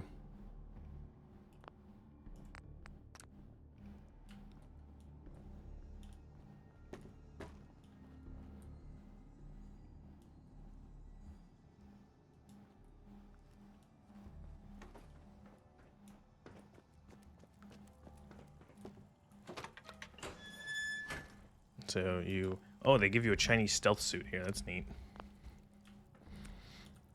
Hell yeah. Cool. So you go through this terminal, and you're like, oh, this is how I extract? Extraction debriefing. You have done well to get this far, Agent Young. Your payment has been transferred to your next of kin under the pretext of a ration lottery. With deepest regret, however, your life now must be terminated for the good of the People's Republic. Go with dignity, honorable soldier. So yeah, they of course are like, nope, you're actually gonna die. And you get the backwater rifle. And you have to do... They really thought this through, where there's just like you're just gonna get irradiated slowly when you can just escape through a runoff pipe.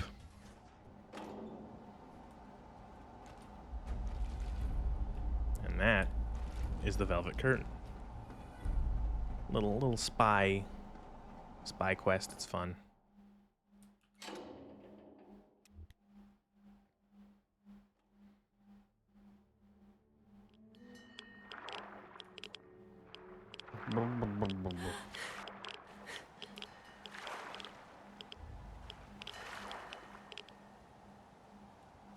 And that was Point Lookout.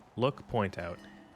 There's one more quest to do back in the Commonwealth to finish off, which I'll do it next time because it's a little late for a Thursday. I usually don't stream too long on Thursdays because I'm tired.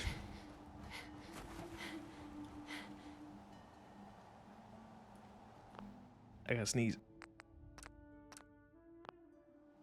Oh, excuse me. Oh, fuck, that's a lot of Meyer sea lurk things.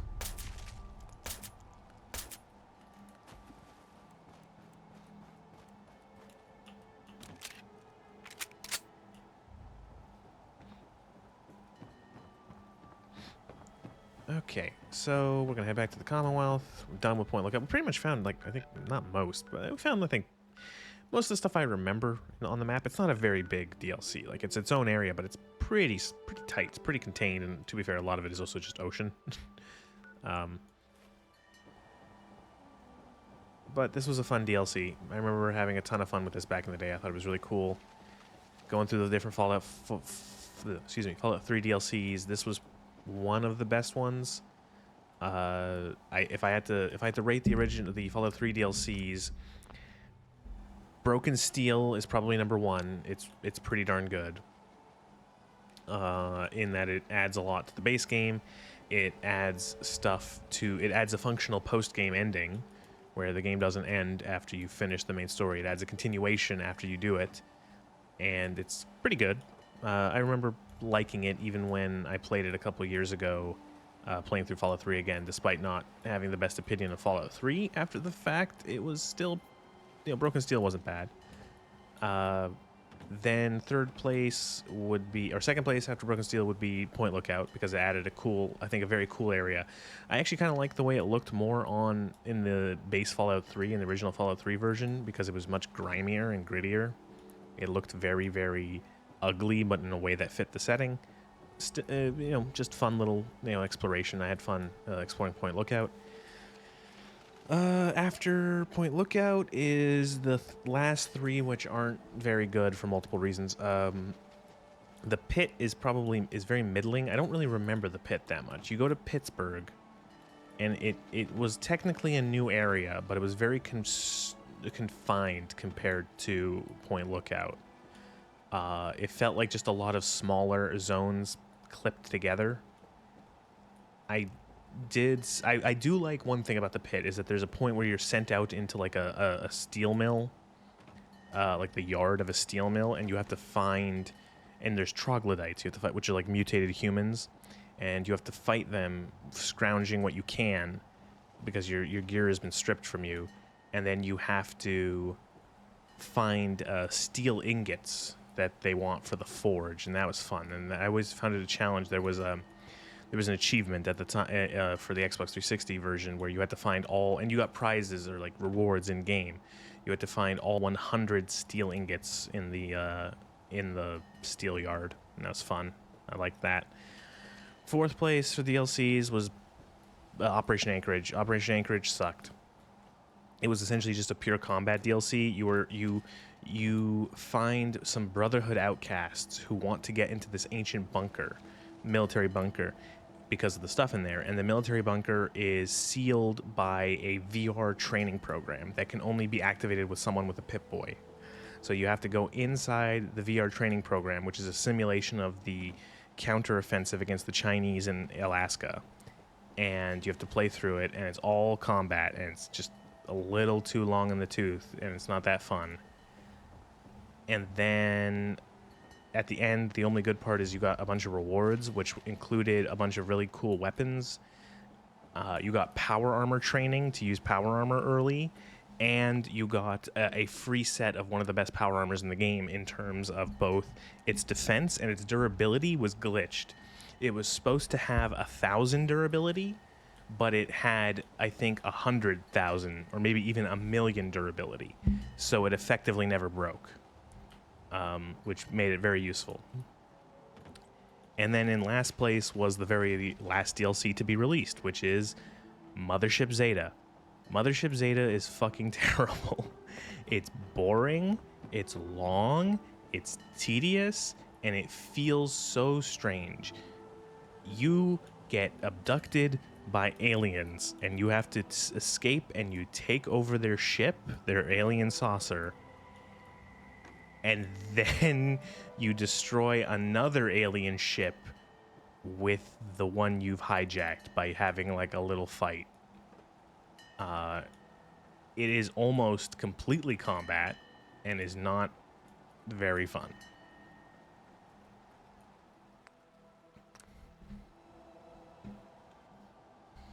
And those are my ratings of the Fallout 3 DLCs.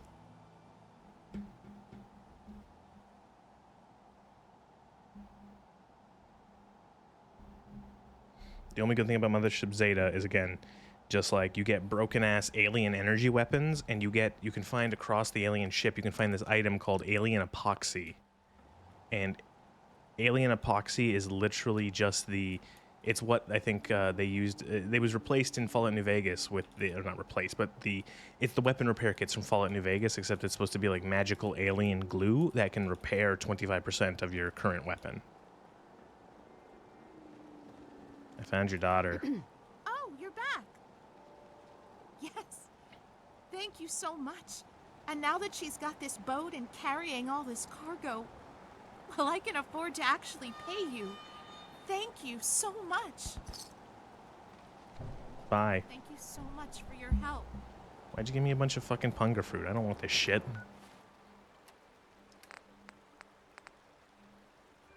Oh, wait. Actually, it's like good for you. Alright. I guess I do want the punga. Oh, great. This shit was going on when we left the Commonwealth, and it's still happening. What, like, I can't... Who is it? Is that a Brotherhood, or is that an Enclave one?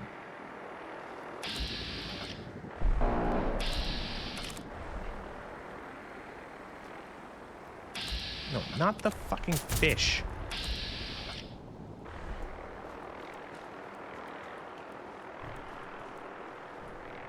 Can't even tell.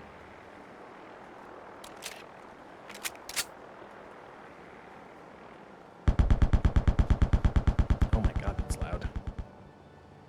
Anyway, well, that was fun. That was a point schnook out. Random bandit just said shit as I teleported. Alright, well, that was fun. And, yeah, I figured that was going to take about 3 hours, 3.5. So, yeah, this is episode something or other. Fallout, Wasteland, Reborn. Took a little break from the main story to do Point Lookout. Whenever I come back to this, which will probably be Saturday, I will finish, or maybe not finish, I don't know how much longer there is, but I will continue down the main story of the Enclave and continue doing horrendous shit with the Enclave. Maybe not so horrendous. We didn't release Airborne FEV, so we decided against that. We're evil as the Enclave, but we're not. We're evil, but hopefully not stupid.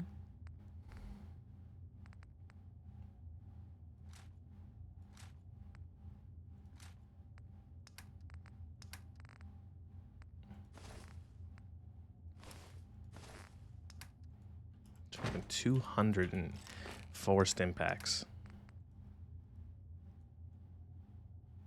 Add this to the fucking pile.